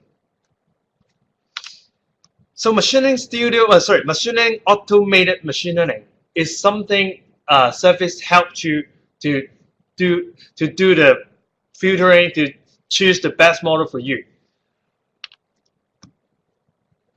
So how easy it is, you just need to upload your data to the automated machine learning, and then you choose, oh, I want to do the classification model. And I give the machine, or I give Azure maybe 1 hour only. And then during that 1 hour, you don't need to do anything. Just during that 1 hour, it will help you to try as many algorithm that they can run during that 1 hour. And then after that, it will show you, okay, during this 1 hour, I try maybe 100 times or 50 algorithms and with different combination of parameters. Turn out, I think this combination is the best one. So you can just export the best model after it training. Okay, so it is a very useful tool that can help you to build a machine learning model. And the most important thing is it helps you to do the automated hyperparameter tuning. So it's also have you to save the time. All right, so the last one is AI service. So AI service, as I just mentioned, AI service is something like a collection of AI APIs available on Azure. So if you need some like, oh, I have a lot of image, I just want to do some object detection something. So I don't want to write the algorithms. So you can quickly use some API to help you to do it. So on Azure, we have a collection of API which is called cognitive service. So that cognitive service, we have 5 categories. So we have vision. So vision is going to do some like facial recognition, emotion recognitions, object detections, and then speech. So speech is to convert the text to speech, the speech to text. I think it's not helpful in this case. And then we have some language, the text analytics, and then we have some knowledge-based and API, and also we have some search API. But I think in your case, maybe we can focus more in the vision API. So I hope that it might be helpful in some way. All right, so I talk a lot, And before I go to do some live demo, I want to show you, I just want to explain how you choose the service correctly. So if you are not familiar or you are not good at development or data science, so maybe you can start from the left side. So the left side is maybe my right side here. So you can see cognitive service is something that it pre-built or pre-trained the model for you. You just need to call the API. So if you are not familiar, you're just a beginner, then you can explore this way. If you know how to do the programming, but you just need some tools to help you to do it, just don't want to deploy it by yourself, so you can use some tools to help you. Yep, the automated machine learning studio, it helps you. If you're familiar with development, you just need some computing resources to help you to run the model, then you can choose the last one. It's the CPU, GPU, FPGA, or other virtual machine, all right? Okay, so the last part, I just want to do more live demo to make sure that you guys understand more how to operate when you start your hackathon. So the first live demo I want to do is the basic operation on Azure portal. So when you actually, Azure is not something that you have to install on your PC. Actually, all the public cloud offer the very friendly, user-friendly web portal. So you just need to go to the web portal, and of course you should have an account, and of course you should have a subscription. In your case, that later on I will also show you.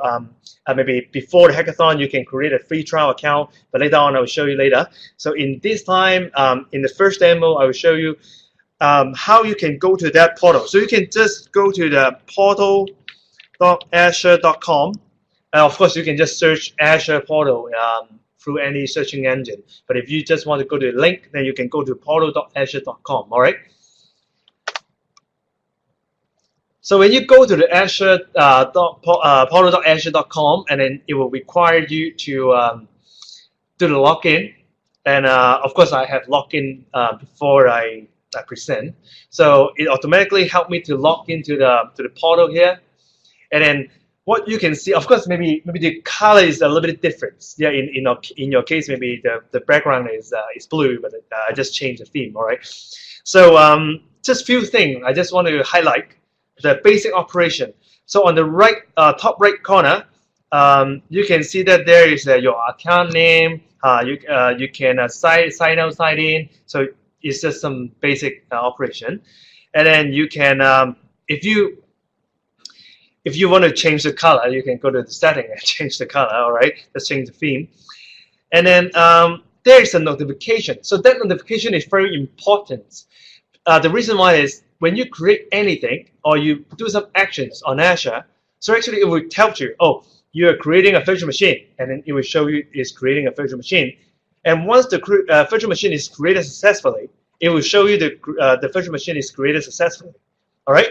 So is a good notification that you have to pay attention to. Otherwise, you don't know when the machine is running, when your machine is created. So it's very important.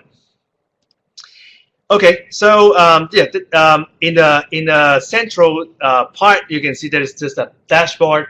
In your case, maybe there's empty because you don't have anything. But in my dashboard, because I have created a lot of things, so you can see I have a lot of resources I've created in the dashboard. All right, and then you can see there is a tab. There is a tab on my right side. There is a tab on my right side. This tab is very important, because that tab is showing you when you need to create something, you need a buttons, or you need a tab or a screen or page that you can create the resources, right? So you can click the create a resources on the top buttons, and then you can see there's an Azure Marketplace. There are a lot of resources. As I said, there are 1,000 services that you can choose. So if you are very clear of what you want to create, I will recommend you to search. For example, I want to create a Linux virtual machine. So you can just create, type Linux, or maybe you like to use Ubuntu. So you can just type Ubuntu server, and then you can create a Linux virtual machine. Just click, oh, I like the Ubuntu server. I also like to use the Ubuntu server. So you just choose the Ubuntu server version, and then just click create, and then you can create any resources that you like. So just one more example. If I want to create a maybe machining surface workspace, or I want to create another thing, for example, database. So I want to create a MongoDB. So MongoDB is part of the Azure Cosmos DB, all right? So for example, I want to create a MongoDB. I go to Azure Cosmos DB, and it will ask you to input some basic information. So it takes you, I think, 2 minutes, and it finish the information that you want to type. So what kind of information that you have to type? For example, you need to create the name of the resources, all right? So just give a name to the resources, and then choose the right region that you want to create the resources, and then and then you can just create it very quickly. Just one more tips. On the top side, you can see a search bar, right? So actually, you can also search the resources that you like. For example, I want to search SQL database, and then you can see, okay, I can create a SQL database here. So it will route you to the page that you can create a SQL database, all right? Okay, so that's the basic Azure operation. You have to log in through the portal.azure.com. You have to sign in with your account. So I believe maybe later on, maybe during the hackathon period, that you guys may have a Teams account. So that team account, maybe they will share the email address to you guys. And that email address, I suppose, that email address already add some credit inside your accounts already.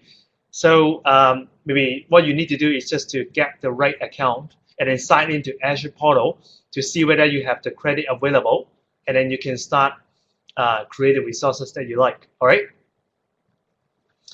So second one is I want to show you how to create a virtual machine. So create a virtual machine is very important. Maybe I just do a very quick survey. This. Anyone here, you already think you will use GPU or CPU during your hackathon?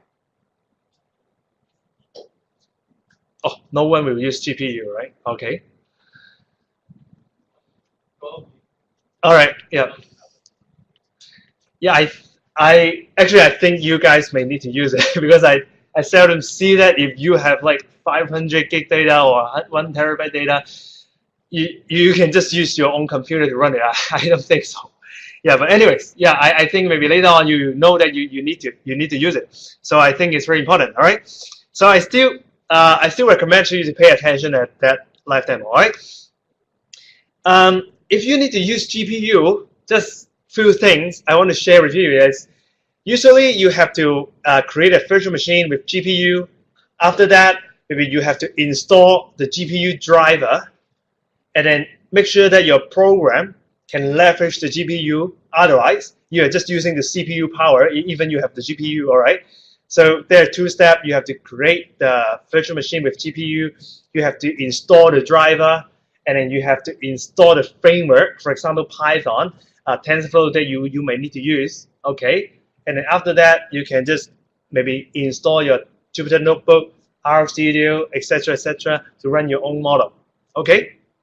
So in this case, I don't want you guys to spend a lot of time to install the driver or to install the framework. So actually, on Azure, we have a really great image that you can leverage. That is called Data Science Virtual Machine.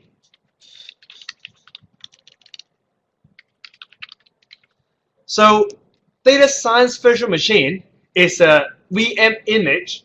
It already helps you to install all the maybe TensorFlow, Python.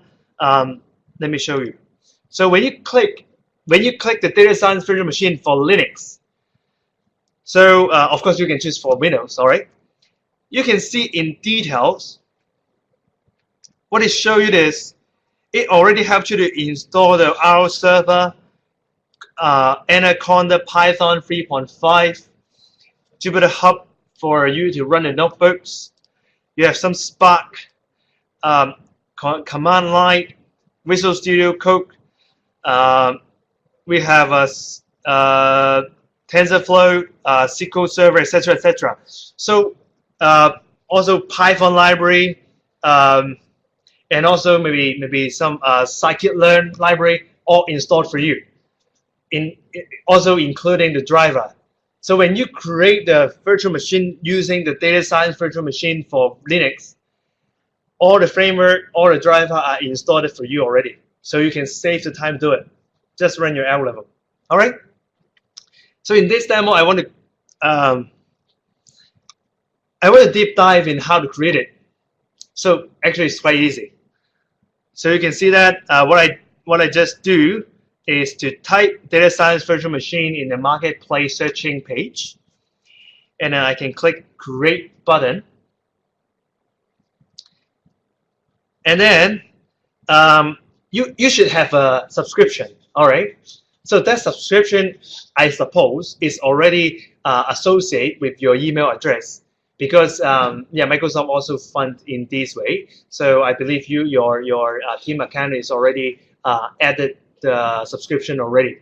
Okay, so you should have you can find one subscription under your subscription list bar, and then you can and then you have to create a resource group.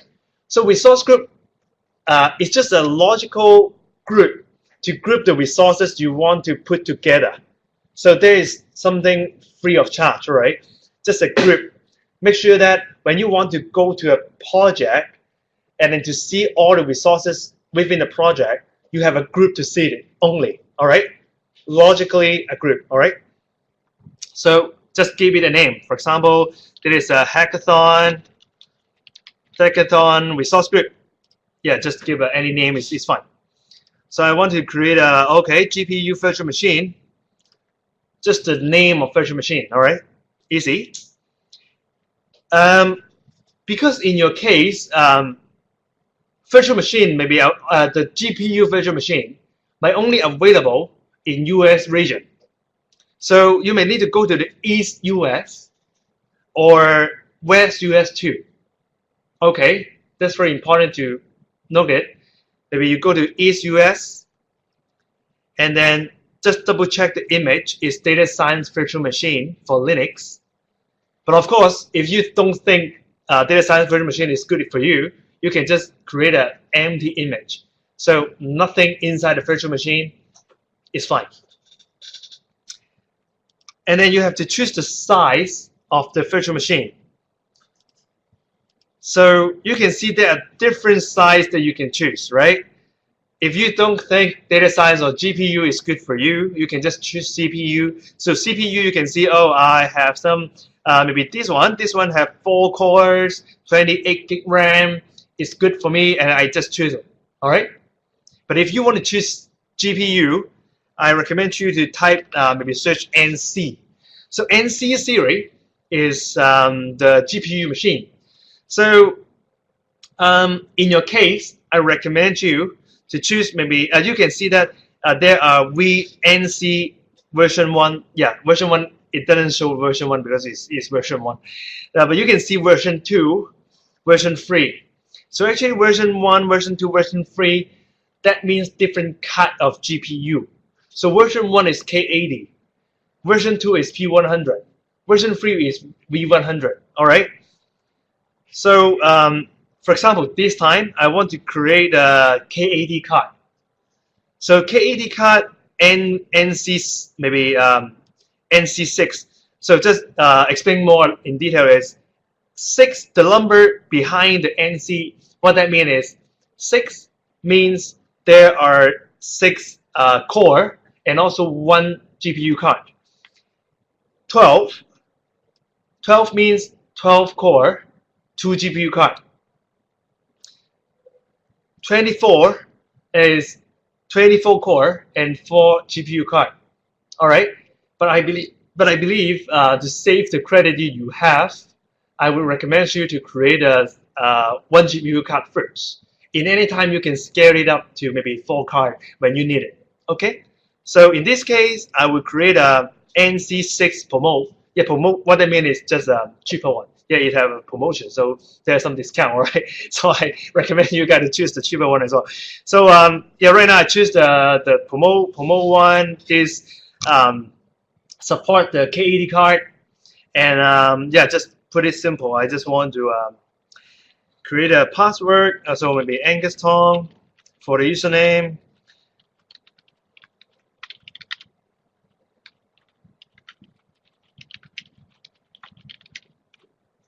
Oh, wrong password. Okay, so easy. Just type username, password. Final step. Already final step. Choose the disk that you like. For example, I choose the hard disk. Okay. I don't think the default size of the disk is good enough for me. So maybe I have to create a new disk. So maybe that disk is an empty disk, and that disk size I want to have maybe 2 terabyte, 4 terabyte. It's all up to you. Actually, I still don't know how much data that you have finally. So, for example, if you have 1 terabyte, maybe you choose 2 terabyte for buffer. If you have just 500, maybe you choose 1 terabyte for buffer. All right. So, quite easy. Just okay. I need one more card. Sorry, I need one more disk with 1 terabyte for my hackathon. Choose the right disk. And then, yeah, and then actually you can just, yeah, you can see there are more options that you can configure.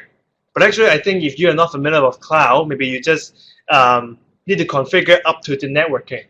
So then what networking means is networking, you have to have an IP address to remote access the virtual machine, right? Otherwise, how you can remote access the virtual machine?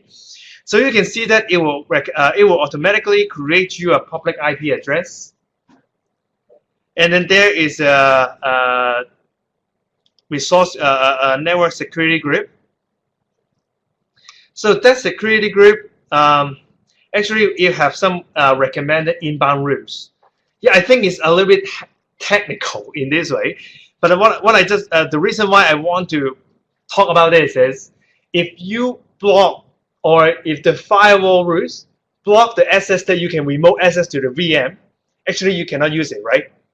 So just make sure that your firewall rules didn't block the access that you can remote access to the virtual machine. All right, that's important. But you don't need to spend a lot of time to understand the networking. Just need to know I have an IP address to remote access to it, and I have to know the firewall rules didn't block yourself. Okay? So that's it. You can just go to review and create.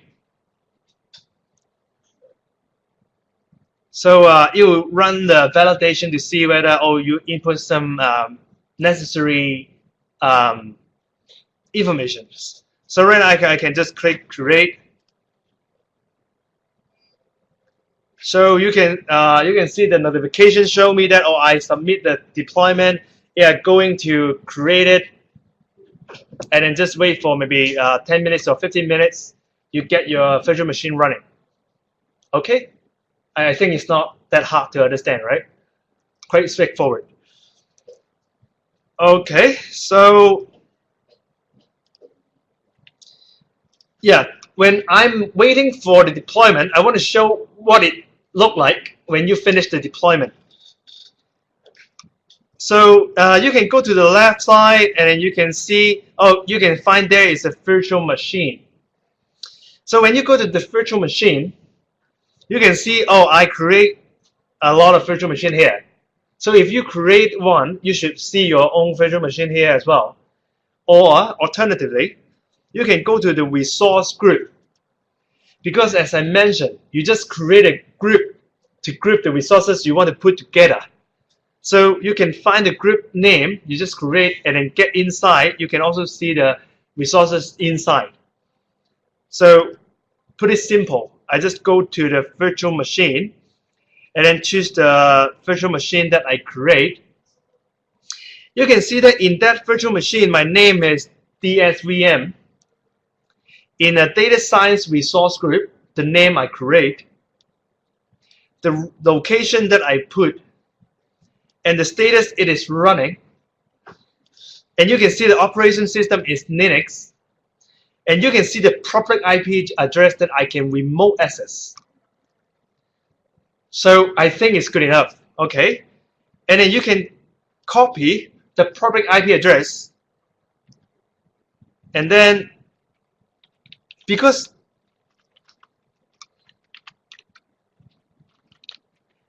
data science virtual machine already create the Jupyter Hub for you and open the port for you, so you can just type the HTTPS and then / with the public IP address and then hyphen. And then you have a type. The port number is 8000.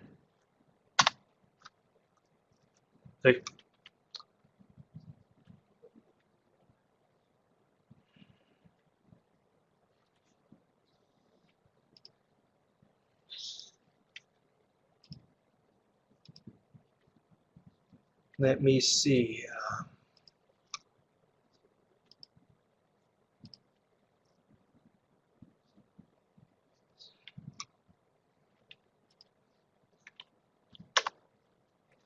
Sorry, I think it would. I think it should work, but yeah, sometimes actually I tried it before. Is maybe Hong Kong U network may block it, block the access if it detect it's not a trust network, or it's not a trust website. So anyway, if you cannot access here, we have another way to connect to the virtual machine. Is because this is not my computer. I'm not sure whether this computer have the booty. So if you are familiar with Linux, actually there is a tool called booty. So booty is something that after you create it, you can just put the IP address on the booty, and then you can log in, remote access to the Linux virtual machine. So for example here, when you type the IP address and then you type your username password, you should be able to remote access to the virtual machine. All right. So it should be simple. Okay.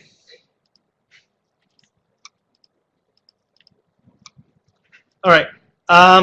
If you are not, if you still suffer some difficulties, I recommend you to go to the maybe Azure. Create virtual machine, or maybe Linux virtual machine, or Windows virtual machine. There are a lot of documents on Microsoft documentations. Oh, sorry, this is a training. So you can see there are a lot of documents to show you step by step how to create a server, and then you can how to generate some key, etc., etc. Okay. So I recommend you to go to some document to search how to do it if you forgot what I just showed you. So lastly, in this demo you can see, I have already finished the deployment, so I can see it from the notifications. And then I can find my GPU virtual machine, the resource group is Hackathon, and then the status is running. And I also see my public IP address, how I can access to the virtual machine. So see if this time it works. I hope it works. Okay, so I think it blocked me. Okay, so I believe in your PC it should work, because I just tried it in my computer before I present. All right, so that is the demos on how to create a virtual machine. So it is same. If you create it in maybe using CPU or GPU, just choose the right size of virtual machine is fine. All right. I believe it's helpful. Even no one show your hands that you will use the GPU, but I think you will use it finally. Okay. So the third demo is the Machine Learning Studio. So Machine Learning Studio, that you can just search. Machine Learning Studio. You should be able to find the Azure Machine Learning Studio. and then you can sign in with your account. You should have your account during the hackathon. And then what you can do is, after I log into my machine learning studio here, you can see I have a lot of experiments that I have already created. So for example, I create a Seattle weather prediction model. So that Seattle weather prediction model,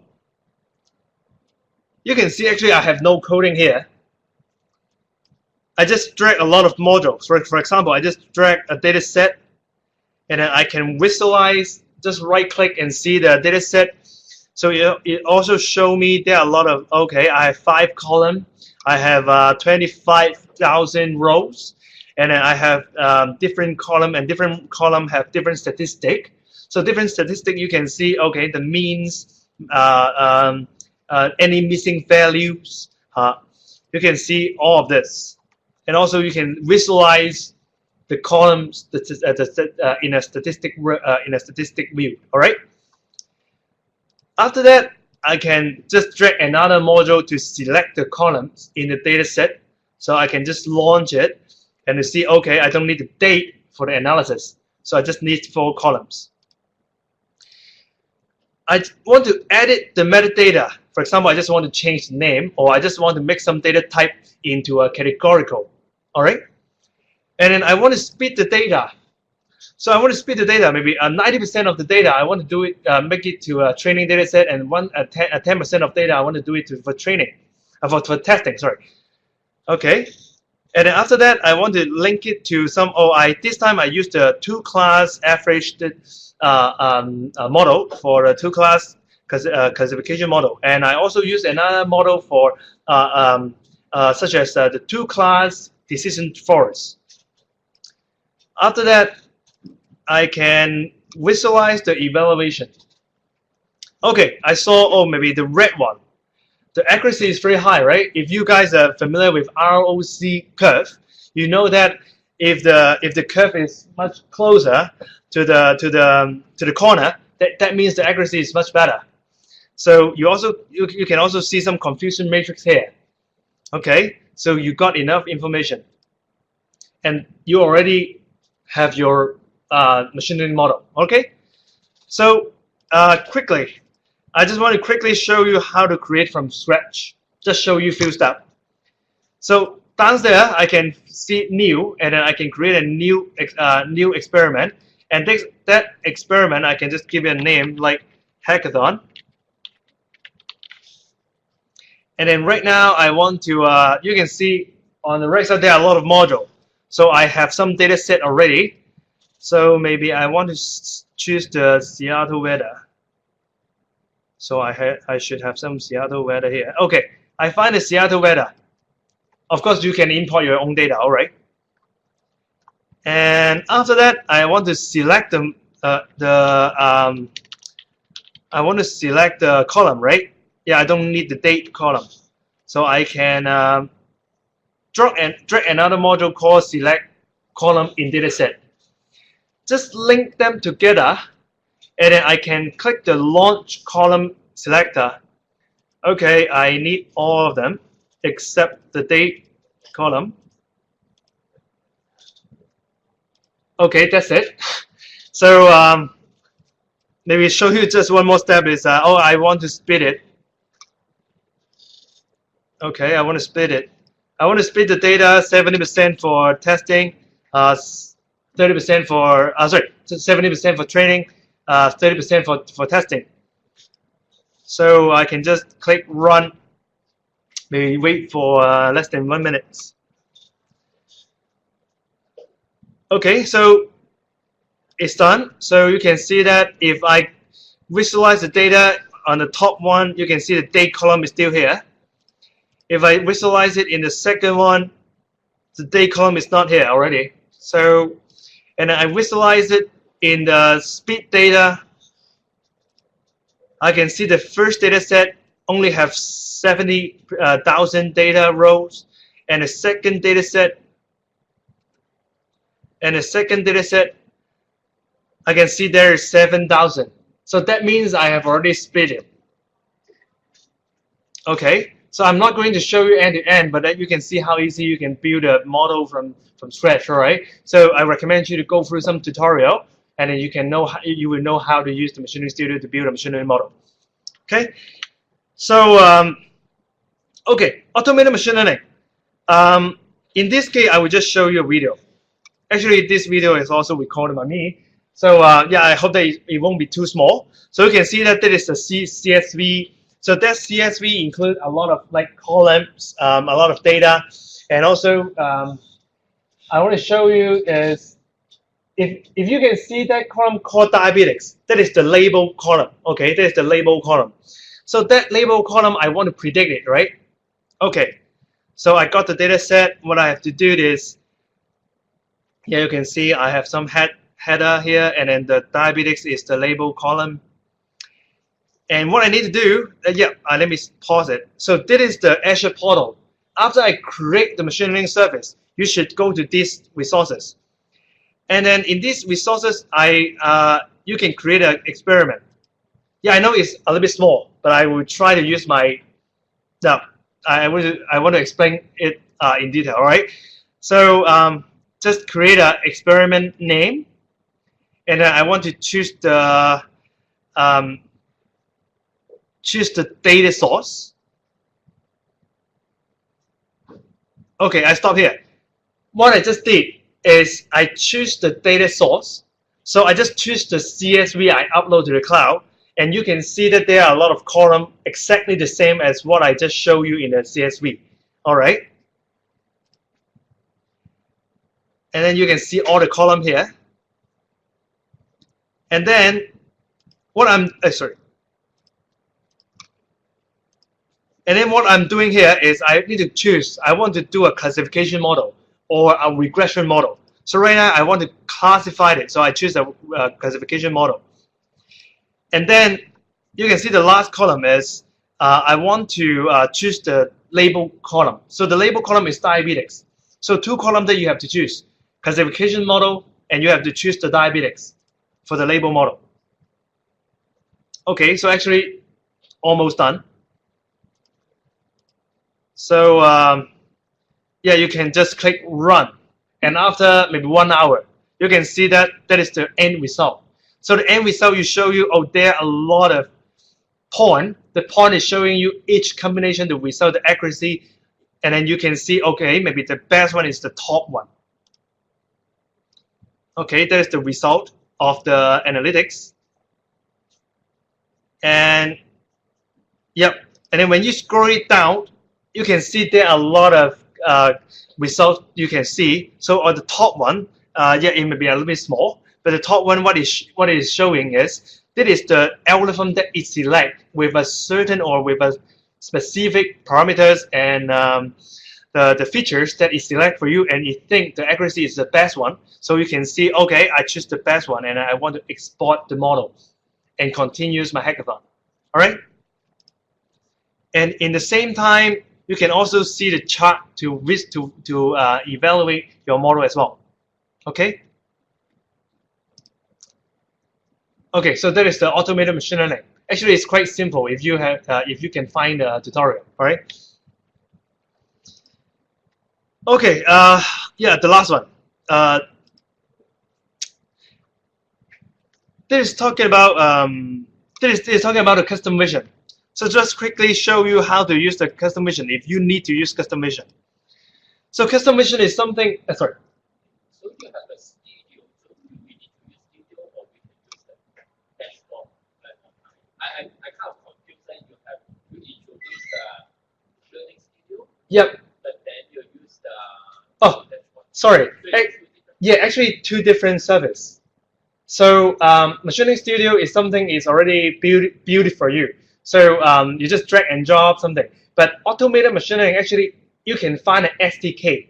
So if you don't want to use the web portal I just showed you, actually you can call the library using maybe Python, call the library and call the function as well, call the API. So it's different. Two different methods.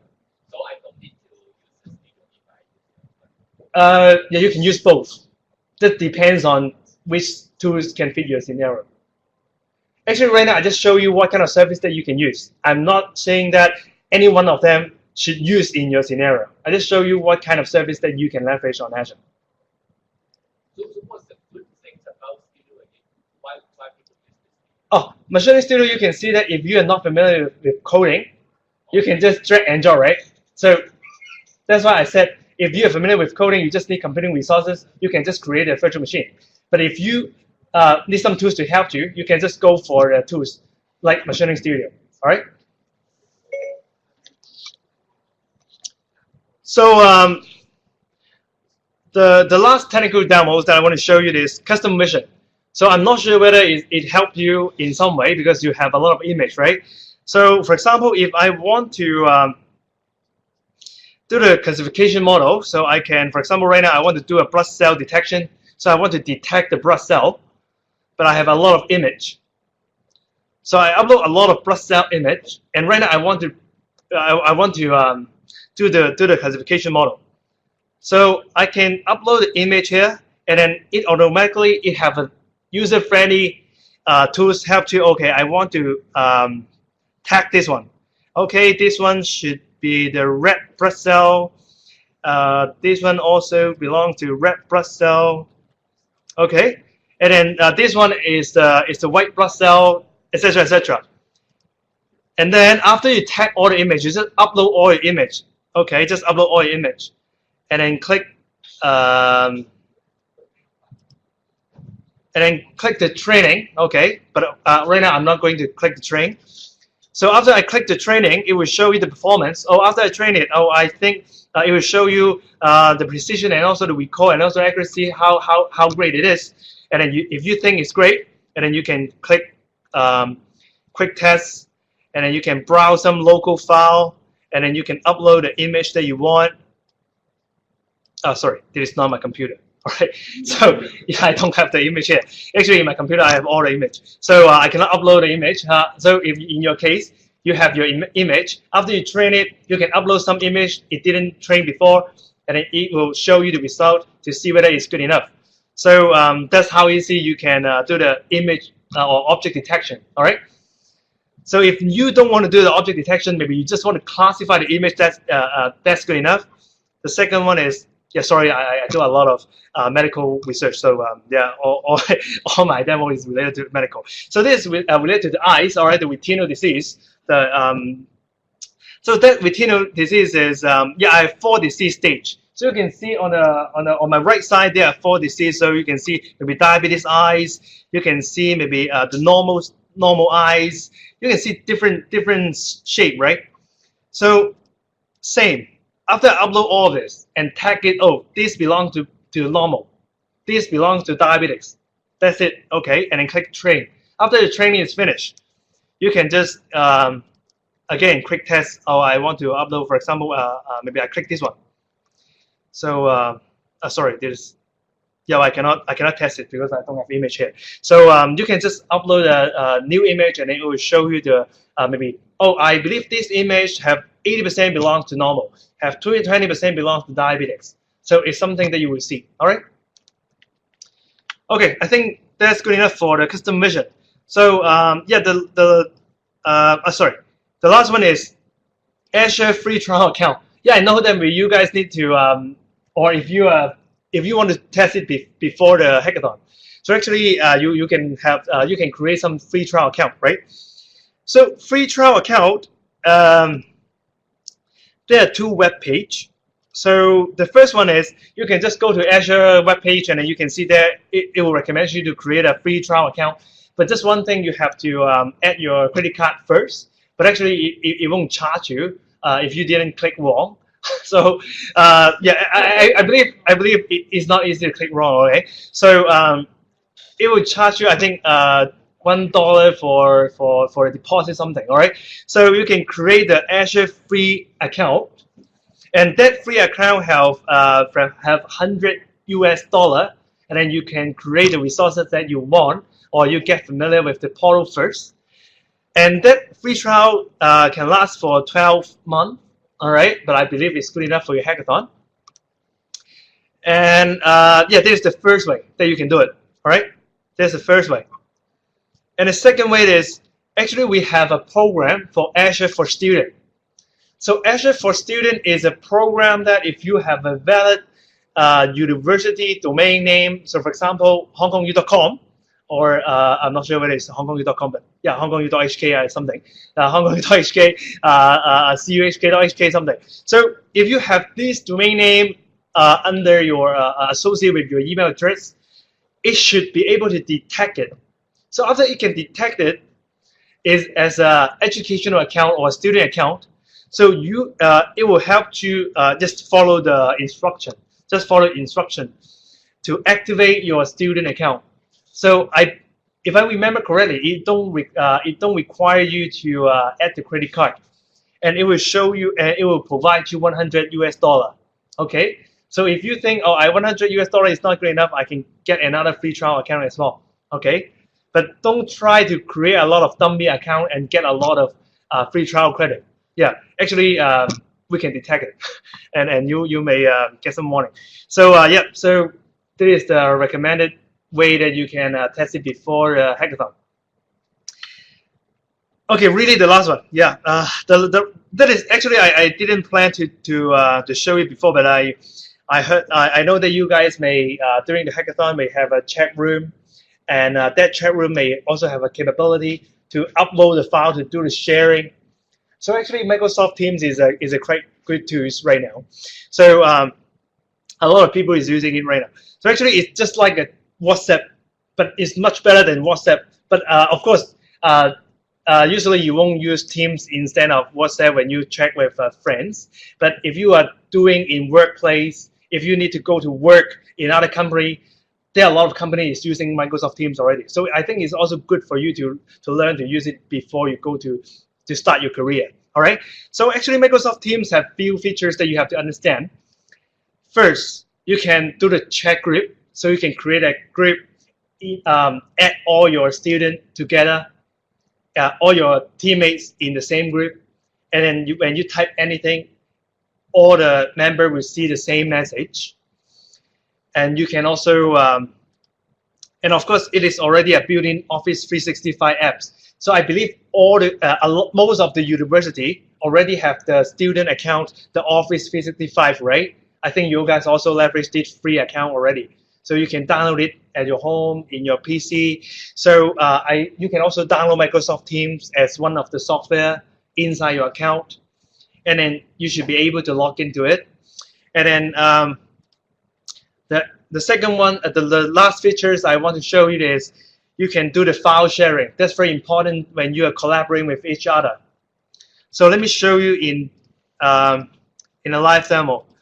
So a few things. First, you can install it in your mobile phone, in your tablet, or right now, because this is not my PC, it is not installed the software, the Microsoft Teams. So I just use the web browser to log into my Microsoft Teams.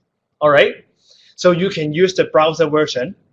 You go to the browser version. Of course, you don't have a lot of like Teams or channel here because that is my account.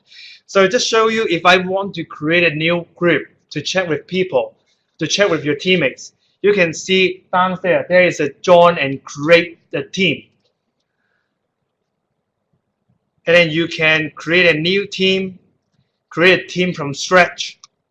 And then that is private. No one can access it. And then give a name, be hackathon. And then you can create it already. So just like creating a WhatsApp group. So nice work. Yeah, everything is done. And let me see, where is it? Okay. So that is my my new channel. So you can see my new group. So in this group, you can see I can manage the team. So you can see right now only me in the group. You can add member. Just type maybe just add my personal account. Sorry. Just add my personal account. Yeah, I'm not going to type all of this. Oh, sorry, it showed you already. So I can just type the Gmail account, any email address. When you add them together, they can just log into the Teams through the web browser or the software version, and then they can see the same group. Okay. So,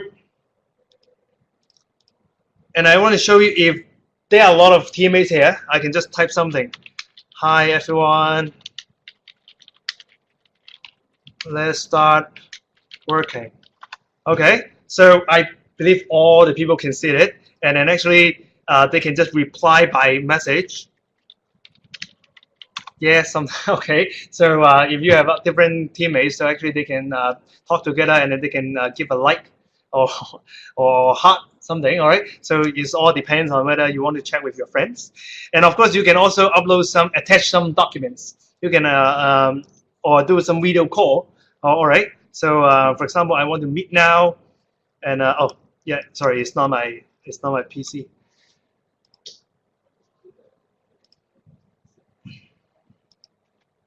Okay, so last things is, because I believe you guys may need to upload your software, or you want to share the notebook. All right, when you need to share your notebook, actually you can see the tab by default. It have a file tab near the conversation, so you can just upload any files from local. After you upload it, actually your teammates can also see it. So that's important if you want to share it among the teams, across the teams. So just show you an example is, I create an AirShare team before, and I upload some file. You can see in my file that I upload the presentation deck I'm presenting right now. So this is the presentation deck I uploaded 2 hours ago. So if your teammates upload a file here, your teammate can also see it in the same page. Okay, so there's a great collaboration tools that I hope that you guys can leverage. Okay. Yep, I think that's good enough for my part. Any questions here? In terms of Microsoft Teams, Microsoft Azure? I registered the account like last year, but then I cannot use it anymore. Sorry, what account? The Azure free trial account. it's only last for Yes, lasts for 12 months. So yeah, unfortunately, it cannot be extended. So I think there's a few ways that you can use it. Maybe you can first try to use the Azure for Student. The second way is you can create a dummy email address. But of course, I don't recommend you to create a lot of dummy email address. But it is a possible way that you create an email address for this project, and then you activate it with a free trial account. Okay, because any email address can get a free trial account. So yeah, I don't. But again, I have to recommend you guys don't try to create a lot of free trial account using a lot of dummy email address. you said we'll be getting the accounts for Azure on the hackathon day. Is that true? Oh, right now for a free trial account, you can create it anytime. Yeah. But for your real account for the hackathon, yeah, you will get it during the hackathon, the hackathon period. So what if we develop everything on our trial accounts? How do we migrate to that account? Okay, so it depends what resources that you created in your trial account. First of all, I don't recommend you try to spend effort to migrate the resources from your trial account to the real hackathon account, because it's separate subscription. But if but in case you really develop something, for example, actually from my experience to do some hackathon, I think most of them are some notebooks or program script. So actually, you can just download and upload again to the new account. It's simple. So I don't recommend you to do the migration effort. Yeah. Any other questions? Way to check how much money I still have. Okay. Yeah, that's good questions. So in your account, you should be able to see how much that you still have. Yeah. So you can see that there is a cost management. Okay.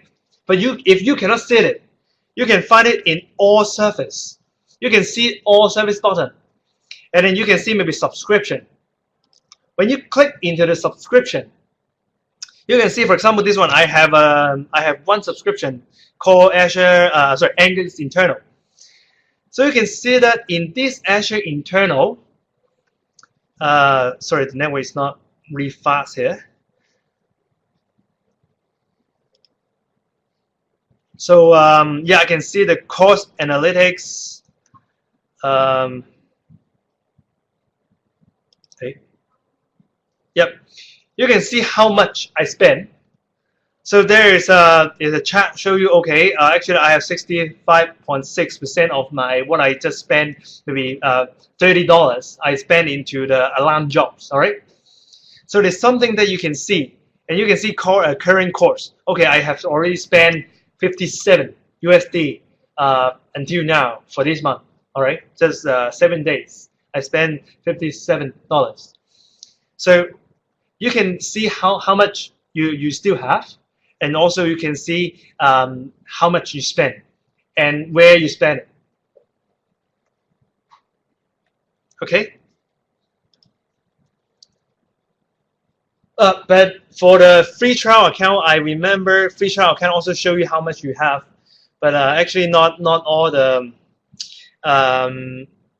subscription can see the course. But I think in your casing, I think you can see it.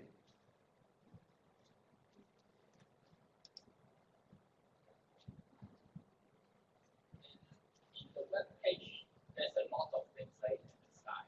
Yep. Which one is important? Oh, which one is important? So actually, as I said, because in Azure there are more than 1,000 servers, so you have to make sure that you have a clear directions, or you know, oh, I only need virtual machine. Then maybe virtual machine is the most important. You can just go to the virtual machine, and then you can just add the virtual machine, add a new virtual machine. All right, you can do it. But if you think, oh, actually database, I need SQL database, so you can just focus on database. So I don't think you have to spend time to refill all of the service, because there are too many. So just think of what kind of service that you need, and go to the create resources and search it in the marketplace to see whether there is any service can support your scenario. So don't try to read it all, but I appreciate if you can have the time to do it. It's good to know more about Azure.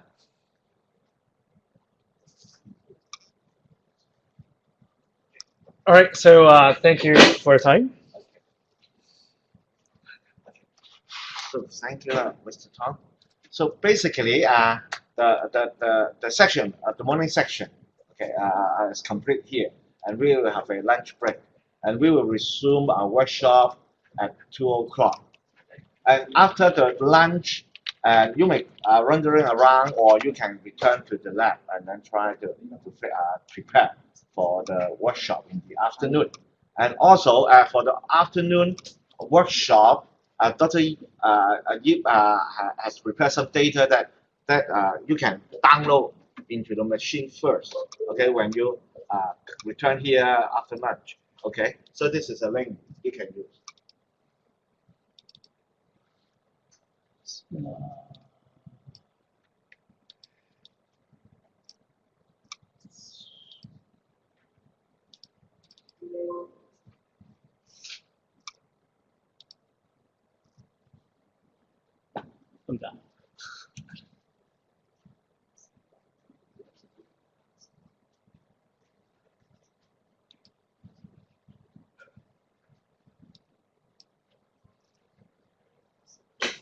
So this is a essentially a VM image. Okay. The link itself is very long, and so what I did is to do this. Okay. So use a phone, and most probably, okay, your phone will bring you to a website, and of course you are not going to use the phone to download 5 GB of data. Okay, but your phone will be able to decode it, and you copy that text into your machine, or if you are using the machine in front of you, okay, then it is actually easier. Okay, the way to do it is to go to the what's it? Okay, the Windows Explorer, and there is a F drive. It's the F drive. Did you share F drive? Okay, and there's a folder called Hackathon. Here. Okay, and there is a folder WXHack.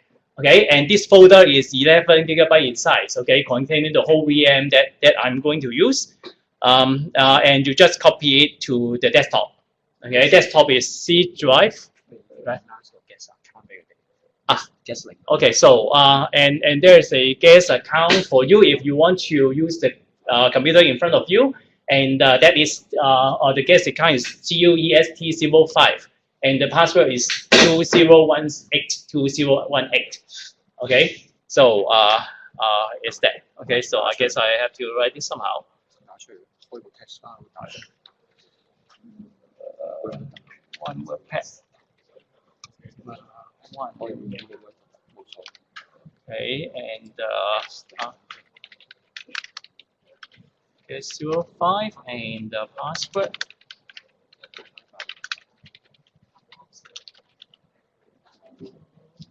Okay.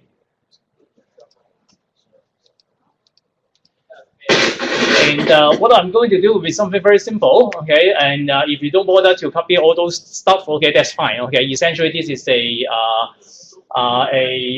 VirtualBox VM, okay, with some software installed, okay. And what you're going to do is only to do something onto one of the radar data that has been distributed to you, okay. So that doesn't really matter too much if you don't want to follow, okay. And so this is the account in front of you, and at the back this is the QR code. So obviously I'm not a Windows user. Okay, so I hope that would solve a little bit of a problem, if there is any, after the break. Okay, so I guess it's good time to have lunch, right? Any more? Okay.